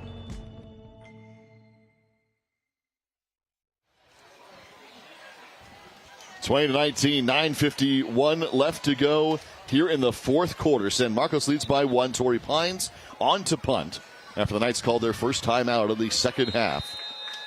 San Marcos off a 57-yard touchdown, forcing a punt on defense. This will hit and fall at about the 32-yard line. So Crete Makahele and the Knights offense, Jonathan Riff, going to get back out there. Yeah, it's a tough position to call a timeout in on a punt return in a close football game in the fourth quarter when you know that those timeouts might be necessary come crunch time, but you want to make sure you get everything right. You want to make sure you don't put yourself in a position where you need those timeouts come crunch time, and so this coaching staff for San Marcos making sure that all the messages are relayed, and this offense is back to rolling here with 9:42 to go. Makahele will come under center with 4 wide. In a 1-point lead. What a turnaround off the interception and then the big-time touchdown. Hand off up the middle on the spin. It's C.J. Williams with the carry, and he gets 9 yards on first down, almost 10 for the conversion. But it's going to be second down and short for the Knights as the clock continues to move toward 9 minutes remaining in the game on the carry for C.J. Williams. Well, and this is where you can really dictate how frustrated and quickly Torrey Pines is going to have to go. If you can find production in small gains and milk this clock, you can take this thing really deep into the fourth. And then if you walk away with points, all of a sudden, it's a completely different scenario for the Torrey Pines Falcons. Williams again in the backfield. Play action this time. They get it to Nix. Nix across the 40. Stutter step move with the first down and across the 45-yard line to the 47. He'll pick up the first down. Yeah, it's really tough here, Jack, because Nix maybe had a little bit more room. He ran into Brady Pohl at the end of that play, which eventually is why he was brought down. But when you got so much action moving around you, Pohl is just trying to make the block, and you'll see right here Pohl gets in his way because he was sort of sandwiched in between 2 Torrey Pines Falcons. But nonetheless, great job by your star wide receiver to move the sticks. 8:31 and counting with a 1-point lead. Makahele coming under center. Everybody bunched up to the right side of the formation. Hand off. Williams breaks it around to the right side. Williams in the burst. Late flag comes in as Williams gets the first down and across the 40-yard line and down to the 37 goes C.J. Williams. Yeah, I got a bad feeling, Jack, if you're San Marcos. And there it is, holding on the offense. It was not in doubt. Anytime you see the official who throws the flag run as quickly as they can to try and stop everybody from setting, it's probably coming back. And unfortunately for C.J. Williams, who is as athletic as they come, what was a great run is going to be negated by a holding. You saw right there on the right side of the line. I think it was Elijah Bechtel who may have been called for the holding penalty. So it comes back. Williams had a great carry. Now the clock moves again. Under 8 minutes upcoming left to play in a 1-point game. 20-19 here in the North County tonight. San Marcos, the number 4 team in the section with the lead and the football. 4-1 again for the Knights. Crete Makahele working out of the shotgun. Drifting back, setting up the screen. Pass is complete, but it is taken down. The screen ineffective. Ethan Martinez does make the catch, but Torrey Pines is all over it on the stop with Bryce Simon. Yeah, it was a really good effort from Martinez, but he came in off the block to make the catch, which means he had no space to operate. You'll see it here. You know, one of your shorter guys, he's right there in between two Falcons and basically touching one of the defensive linemen there for the Falcons and just nowhere really to go. Simon comes in to clean things up. 2nd down and 20. The football at the 33-yard line. 7 minutes left to play in a 1-point game. Makahele working out of the shotgun. Over the middle. It's complete to Pohl, who skies for it.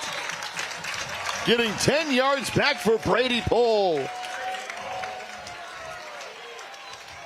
Boy, the resiliency of this San Marcos offense to fight in second and very long situations to make it third and manageable. And yes, in this case, 3rd and 11 is manageable. Look at the hops on this kid. My goodness, I mean, that's a solid 2 feet off the ground. Don't skip leg day, ladies and gentlemen. So Brady Pohl gets a chunk back. 6 minutes and 25 seconds left to go here in the 4th quarter. 3rd down and 11 for San Marcos.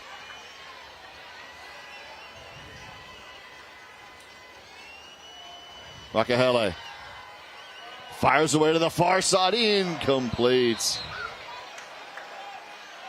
Just trying to get that one to Colton Willard. It goes incomplete. Now the Knights will have to punt. Yeah, unfortunately, when the big plays are made, if you're Long, you know, as exciting as they are, they don't really do much for you but get you a little bit closer to the 1st down. And then if you don't convert, that exciting play is negated. And you know, for Brady Pohl, he made that great catch to make it 3rd and 11, but it was still 3rd and 11. It's still a difficult 1st down to get, and San Marcos just couldn't get there.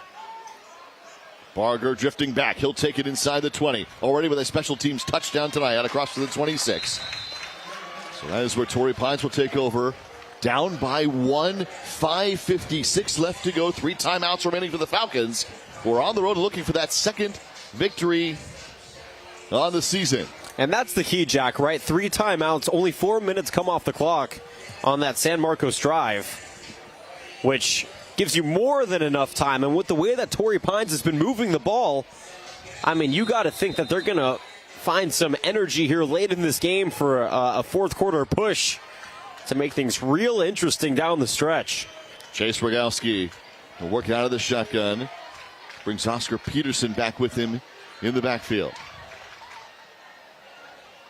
Breyer in motion. They'll pitch it back to Peterson. Peterson hit in the backfield. Nowhere to go. He's down. A flag comes in all the way back at the 20-yard line. A loss of 6 on the play. The flag came in late, Jack. You got to wonder if maybe a San Marcos player dove in there. No, they're going to call it on the offense. Okay, so it's on Torrey Pines, and it's going to be declined. So it's an illegal block in the back. They'll decline it. Which makes a lot of sense, because why would you give them... You rather go 2nd and 15 or 2nd and 20 or whatever it ends up being versus a 1st down with 3 opportunities to get that yardage back. Yeah, you saw it right there by Gavin Conley at 6'2", 235 pounds. Just utilizing his brute force to try and create space. Rogowski on second and long. It's caught. Pryor over the middle. He's got the first down. John Pryor, the senior, hauls it in coverage. Not across the 40. That is a perfect case of a quarterback being in sync. No, not the band. With his wide receiver, it's a slant route up the middle. There's space in stride, makes the grab. And it's a gorgeous gain to boot. Well done from Torrey Pines. First down and 10 from the 40. 5 minutes and 9 seconds remaining. 3 timeouts. Down by 1, Rogowski. Into the backfield with Young. And off. Ryder Young. Out across the 40 to the 43. It'll be 2nd and 7 for the Falcons as we go inside. 5 minutes to play. Just to make my own correction really quickly, Jack, I don't think NSYNC is technically a band. I think they're a group. Yeah, it's just wanted to make that distinction. I don't think that's, I don't think anybody's writing any letters to the station, talking about whether. I don't want to get a. Okay. Was Lance Bass NSYNC? Or is he? Yes. Okay, I don't want to get a DM on Twitter from Lance Bass saying that I got it wrong. But here's the deal. Did they not have band members who played for them? I guess I guess, but you don't really think about the group itself as all individually playing instruments. I think band's a catch-all that works in that situation. Rogowski going deep to the far side and incomplete. Trying to find Barger down the field. Deep throw incomplete on 2nd down and 7. Yeah, unlike the word band, that was not a catch at all, Jack. Wow, okay. Very well done. 3rd on the way for Torrey Pines. And just on that right side, you could see pressure coming. And it's just, the eyes were already locked downfield on that throw, so you're going to have to make it. There was a plea for an offensive pass interference call, but because there's no real impact on the play, it's going to be 3rd here and, about 7, maybe 8 for the offense. Big 3rd down for Torrey Pines. 4 minutes left to go in this game. 4:09 to play. 4 wide for Rogowski.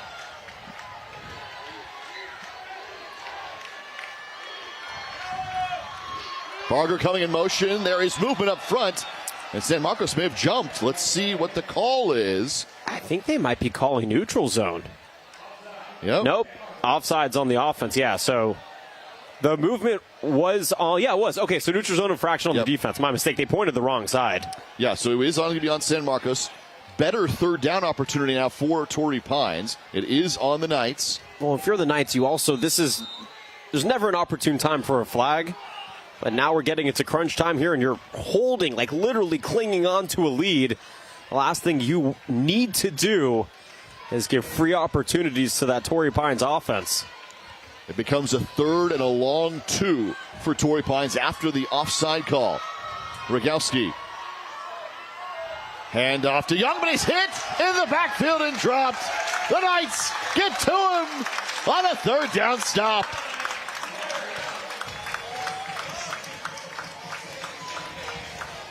Mike Apala, the junior. And they force the 4th down for the Falcons. I mean, look at him. There's nobody there to stop him.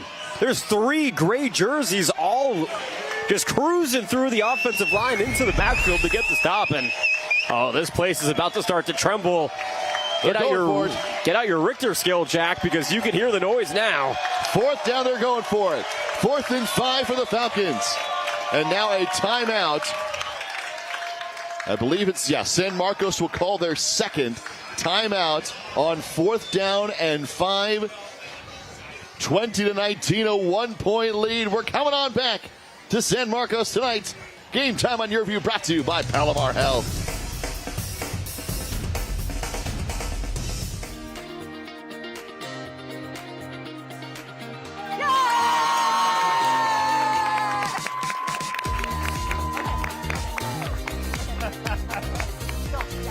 Mr. Manzi, how are you doing today? I'm surprised. Okay, good. On behalf of our Board of Education, all of our staff at the County Office of Education, we want to congratulate you on being one of the 5 San Diego County Teachers of the Year. Oh,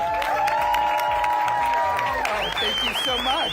Mr. Manzi is Carlsbad at its finest. He is a awesome band teacher, and we just really appreciate everything you've done for our school and our culture. It's a blessing to get to work in this district. It's really these kids right here and that I get to see throughout the day that allows me to get to make great music and to work in just such a great place.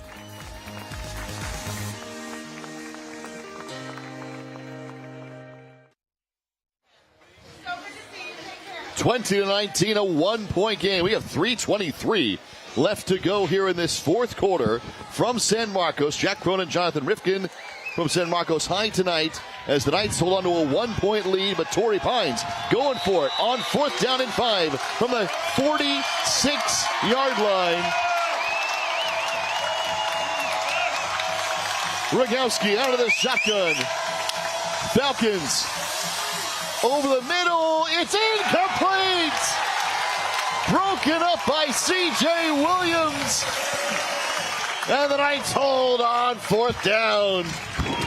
It's a great play design, Jack. Get it to your tight end. Sure-handed, strong, wide-bodied and tall, but the pressure just becomes too much right here. Great job just to stick with it defensively and punch that ball. That's C.J. Williams getting his moment. Known for his athleticism, but right there, just perfect in coverage to get his team back in possession of the football with the lead here down the fourth quarter stretch.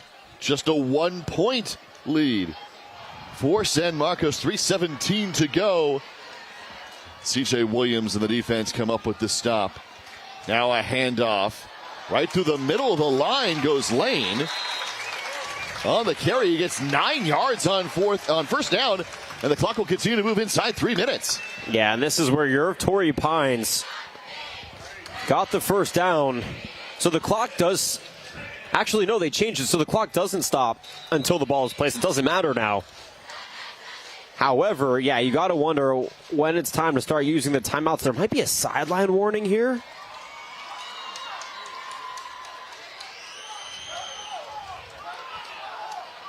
It's going to each side. And now they'll wind the clock there again. It is. 2 minutes and 51 seconds and counting.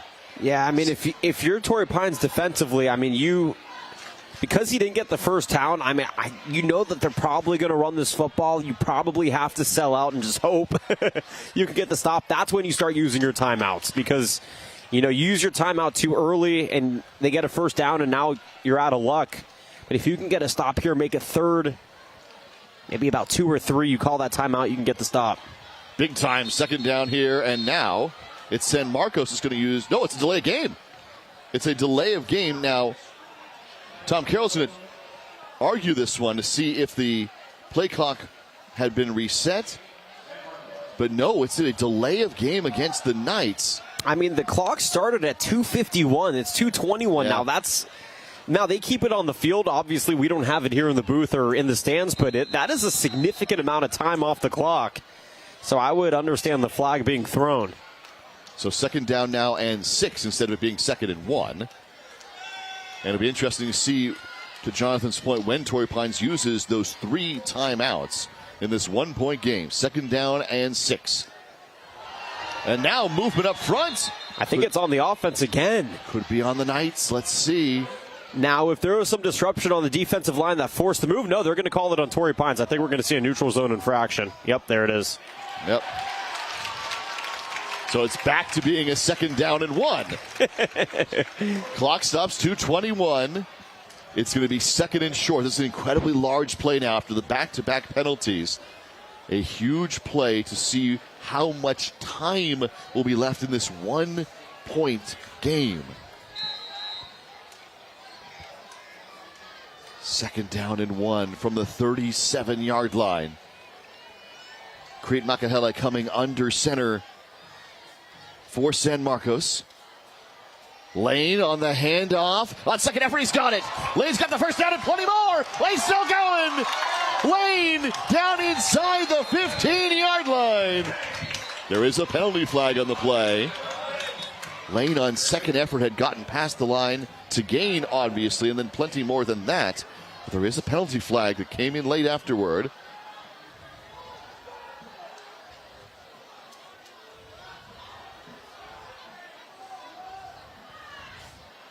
face mask on San Marcos. Oh, an offensive face mask call. It must have been on the block. I mean, first of all, can we just make an acknowledgement that we are seeing some of the best second, third, fourth efforts that you will see at any level of high school football? I mean, what incredible moments we are witnessing from these individuals. I mean, but somewhere in there, it might be on the right side. Actually, no, it's right here. It's Parker Alfred for the Knights on the offensive line who grabbed the face mask of Cole Oliver, the linebacker. So 2:10 is the time right now. This has all been on second down. These 3 penalties in a row have all been on the second down for San Marcos. It's 2nd and 12 now from the 48-yard line. And Makahele will work out of the shotgun. In the backfield with him is C.J. Williams for the big pass breakup on defense last time around. Clock is moving. 3 timeouts for Torrey Pines and a 1-point lead for San Marcos. Quick toss to Pohl. He's got it in the flat. Pohl around the corner, and Pohl knocked out of bounds as he gets close to the first down marker with a flag coming in late. Yeah, I don't think I needed to explain this one, Jack. It's pretty apparent. It looked like he may have gotten the first down on his own. Brady Pohl with a great end around wide receiver screen setup. Pohl gets across the 40. Pushed. And then it's the second hit. And he was already out of bounds, when that hit was made. So Cole got there late.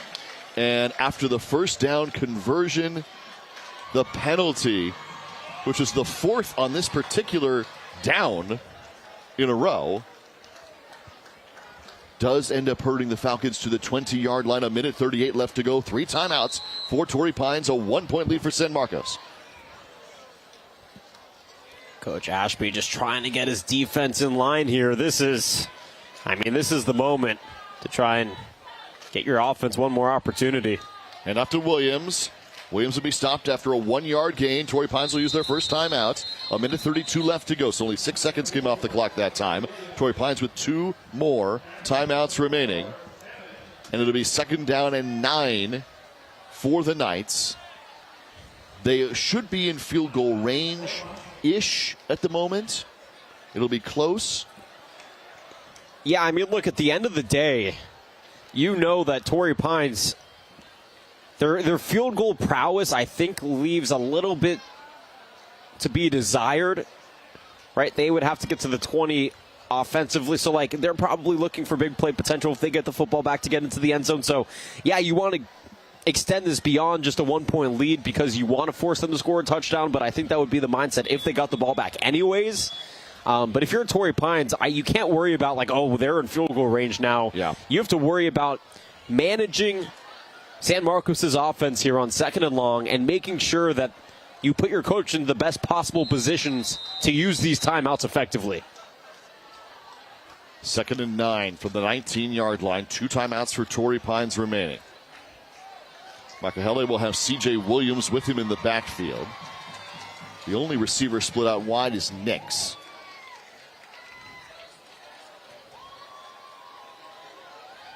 They'll pitch it back to Williams. Williams fighting for the far side. He's tripped up. Not going to make the first down. And a timeout called by Torrey Pines, their second. This is going to bring up a huge 3rd down and about 2 for the Knights. Yeah, I mean, a shoelace right there is really...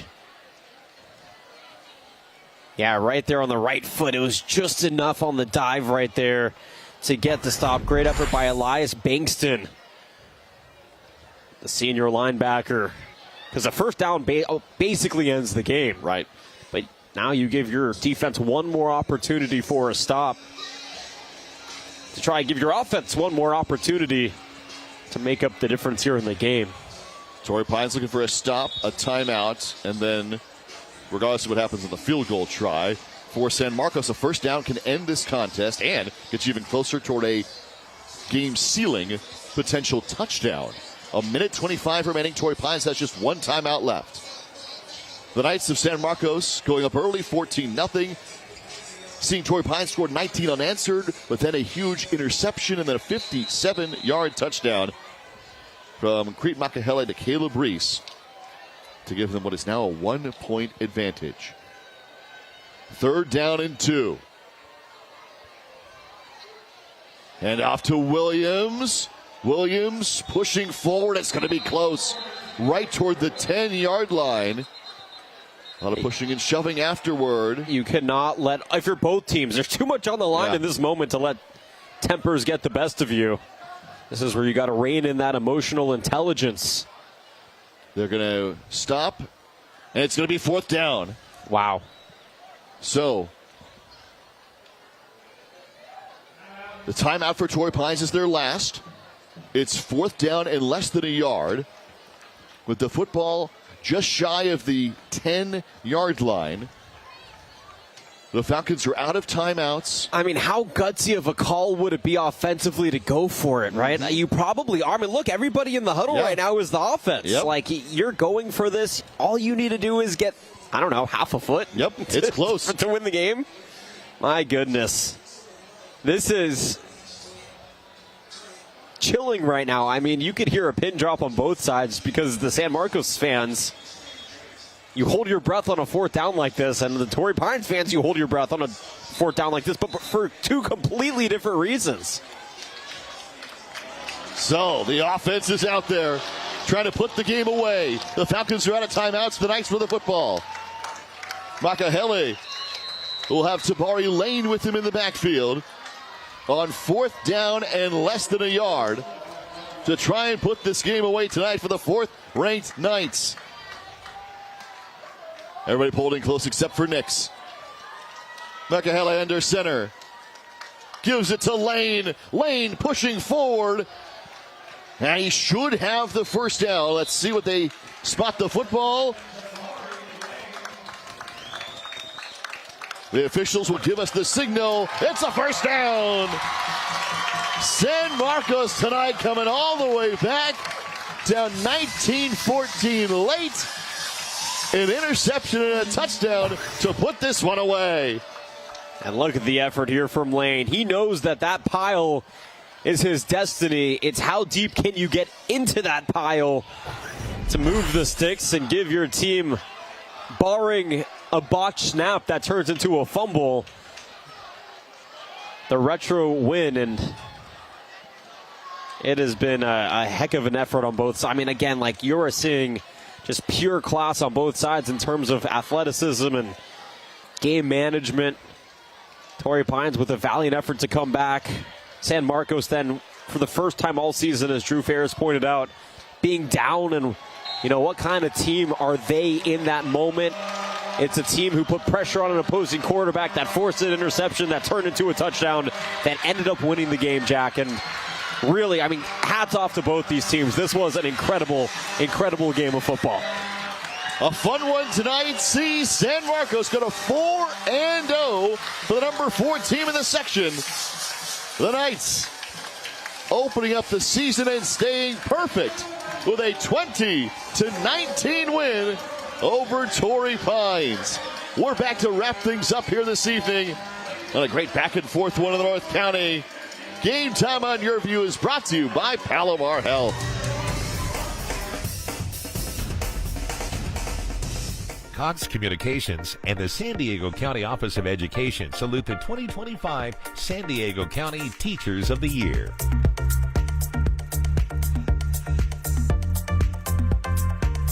Cox presents Salute to Teachers.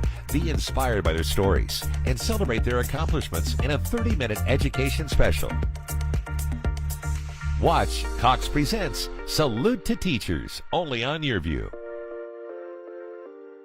Sometimes people create their own perceptions of what I can and can't do. There are millions of people like me. They are overlooked and underestimated. It's my thing to feel. I don't want someone else to tell me how I should feel. People made me have different views on it, but I learned my version of autism and I embraced that. It takes a lot to be able to get to the pride part of disability because we live in an ableist society. It doesn't matter the disability that you have. You have to love it and you have to love yourself. It took me a while to understand that I'm one of a kind. I have a mind, I have a heart, I have a passion. I'm very proud to be myself. Unique. Lovable. awesome. Kind. It's who I am, sitting or standing. Disability pride matters to me.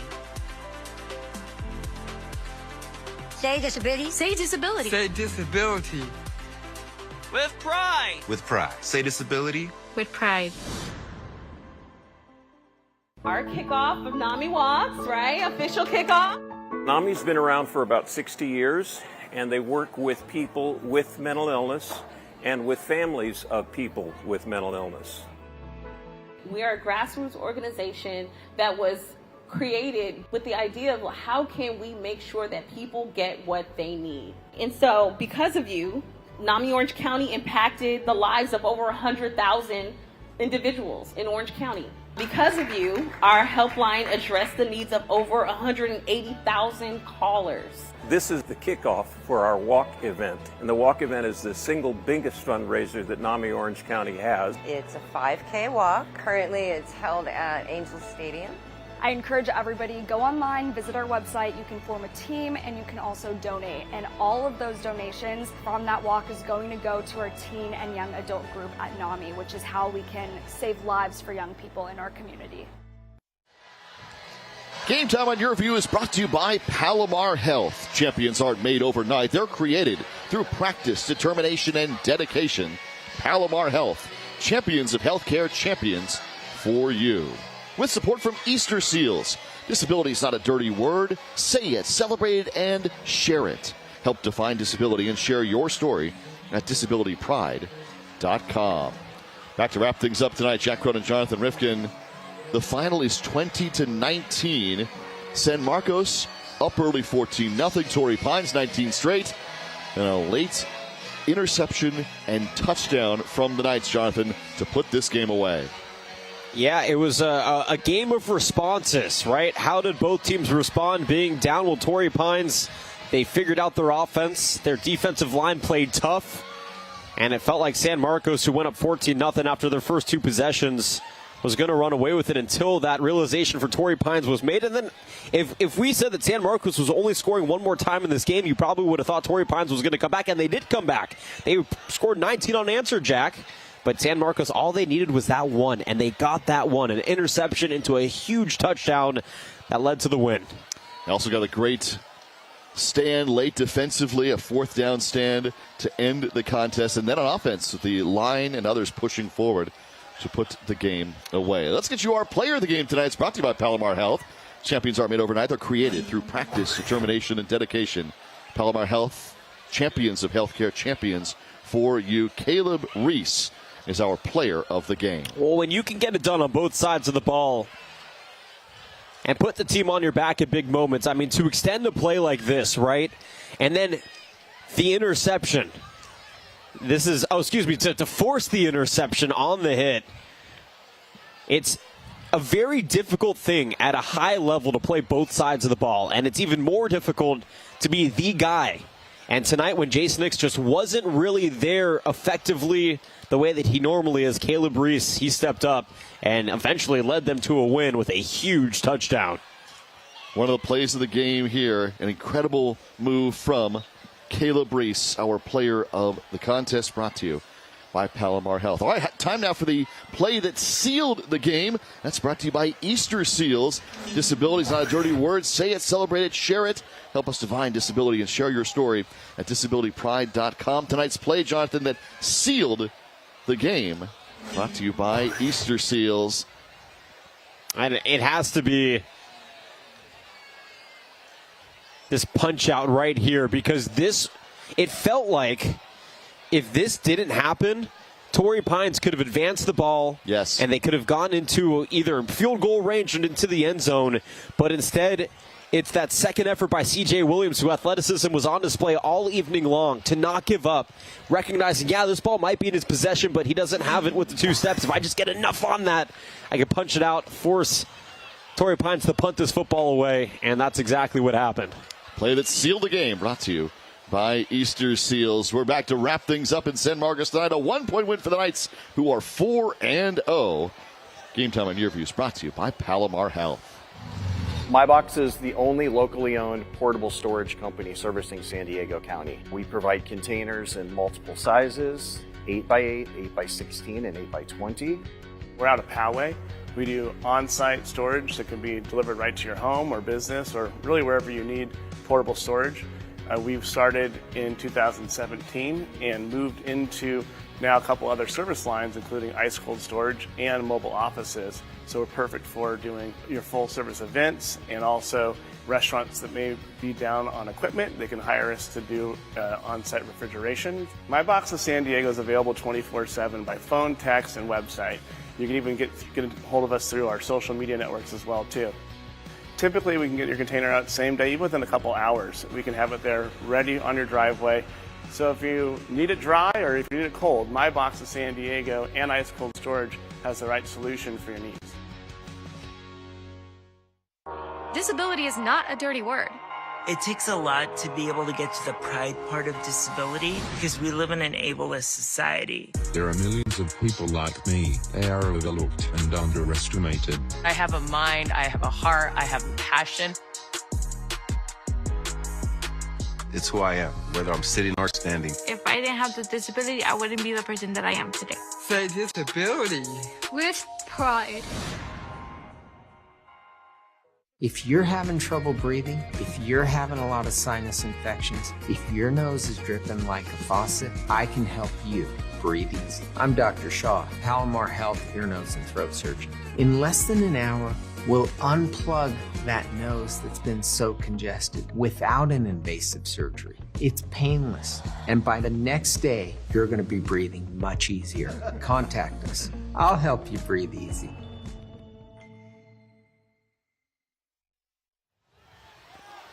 Final tonight is 20-19 in favor of San Marcos. They win at home. They get to 4-0 on the season.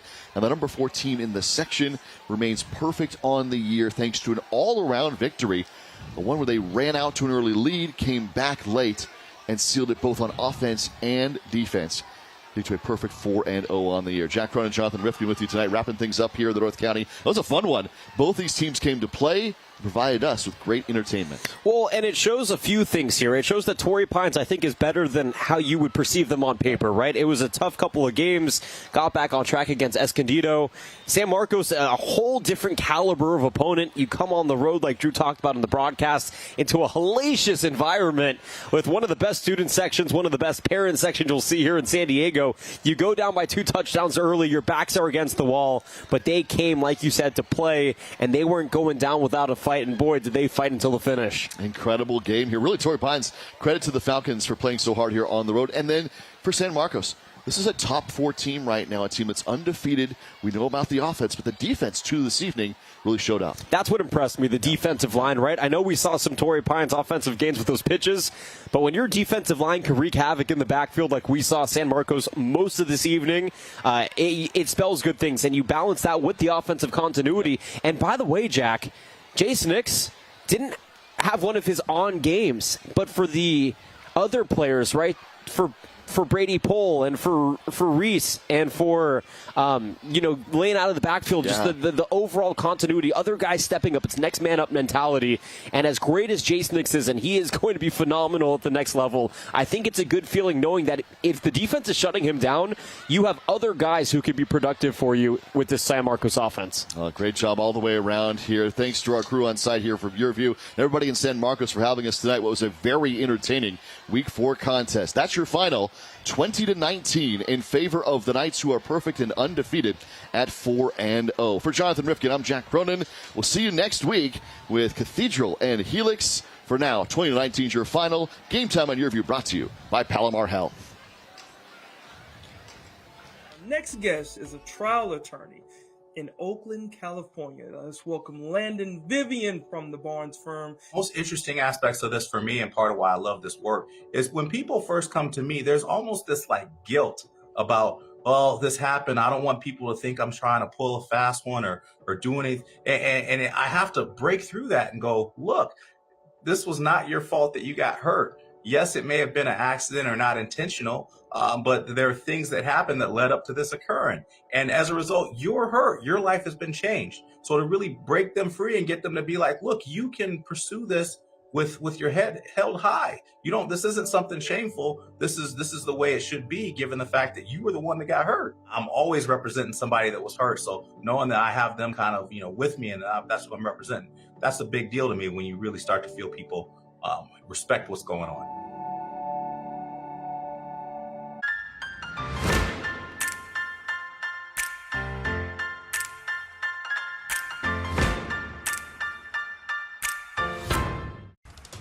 Get ready to go across America meeting some of the country's best young athletes. You'll meet 2 big-time quarterbacks today, one from a small town in Ohio and another in busy Southern California. We'll also tell you about a highly touted linebacker in Florida, as well as a rising talent on the volleyball court. Plus, NFL legend Eric Dickerson will chat with us in this week's Journey to Greatness. That's all coming up next on Sports Stars of Tomorrow.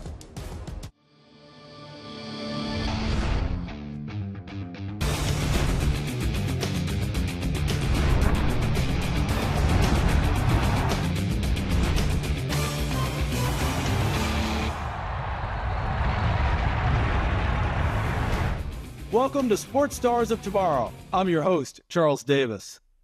Not every superstar athlete comes from a big city or a large school. Miss anything from the show or just want to see it again? See all the videos we have online at sportsstarsoftomorrow.com. For this week's Sports Star Spotlight, we're going to take you to Bradenton, Florida to meet one of the country's best linebackers. Every great team needs leaders. At National Power IMG Academy, the Ascenders defense looks to Gavin Nix to set the tone. For the man next to you, for your brother, give him everything you got. I'm Jay Thomas, and welcome to Rides. This show looks at anything that has an engine and a story told by the owners.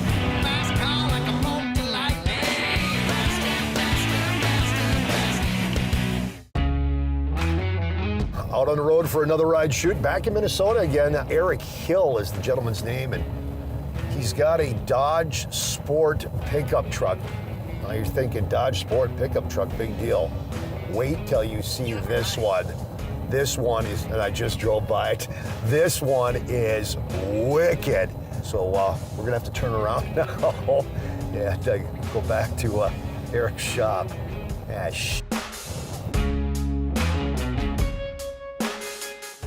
Look at that wicked. There it is right there. Oh my God, look at that old Ford truck.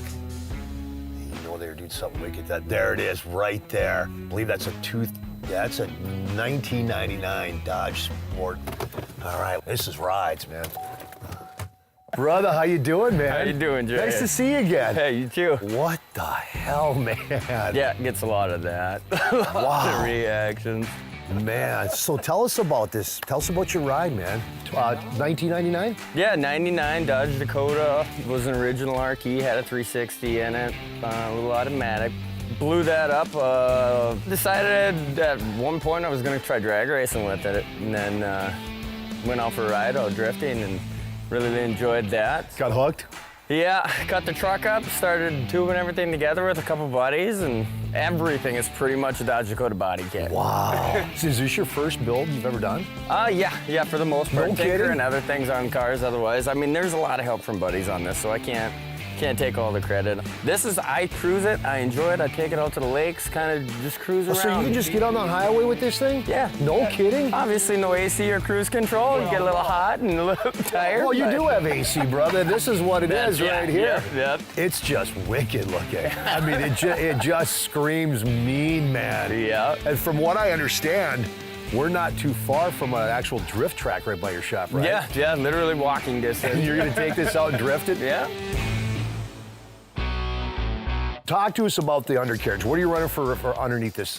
Everything underneath is all C5 Corvette. So it's got a transmission in the back of it, obviously the rear end suspension. So now instead of a straight axle or IRS, radiator in the back, kind of keep it safe from any damage for drifting. Fuel cell, oil cooler. More fans down here. Yep, it's bare minimum as it can be. Oil AccuSump for keeping oil pressure up when it's sideways. Don't want to wipe out all my oil pressure, but. Did you build the frame?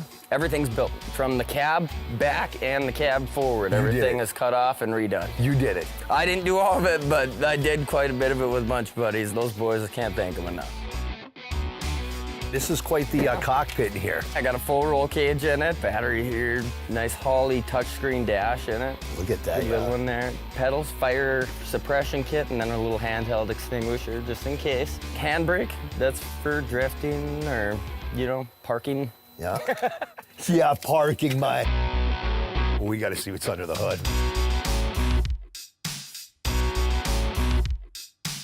5.3 aluminum block LS. BorgWarner S366 turbo. Not a big one, not necessarily small, but it's all just kind of packaged tight. It's really basic. So I'm guessing what, right around that 600 horsepower mark? Yeah, probably right around there, 550, 600 horsepower, you bet. For a vehicle this size, that's pretty good horsepower. Yeah, it's a little wild. Did you build it more for, hey, if I want to get on it, I can go, or is it more for, I want to go out and drift, man? It's pretty much more for, I can do whatever I really want with it. Yeah, okay, all right. Yep, it's got intentional parts for drifting, but I like to drive it. So do you do this for a living? No, I mow lawns for a living. You mow lawns for, you must really charge a lot of, don't have him mow your lawn because it's going to be expensive because he needs toys like this, man. Yeah, you want to buy tires? We're going to take this thing out and go drifting? Absolutely. Oh my God. Oh man. Oh my God.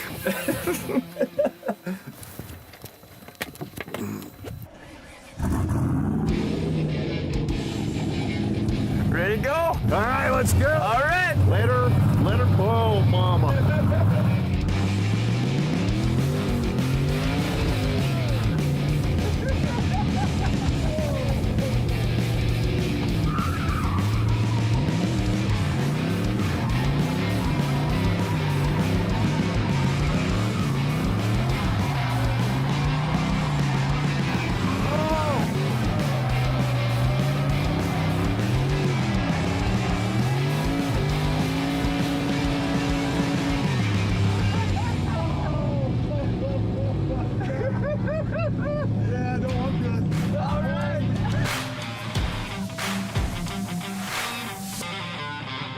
Dude, you want to talk about a freaking adrenaline rush? Jeez. It's a good time. Oh my God. What the hell? Let's see, I've done a monster mud truck in Vinny's Mud Bug. I thought I was gonna die there. Joey DeVito did the Coronet, thought I was gonna die in that one. This one, I think I did die. Oh my God, dude. I'm literally shaking. Because you see those concrete barriers coming, like, oh my God, we're gonna hit it. No, we're gonna, holy crap. This was an absolute blast, dude. Thanks for being on Rides. Anytime, man, anytime.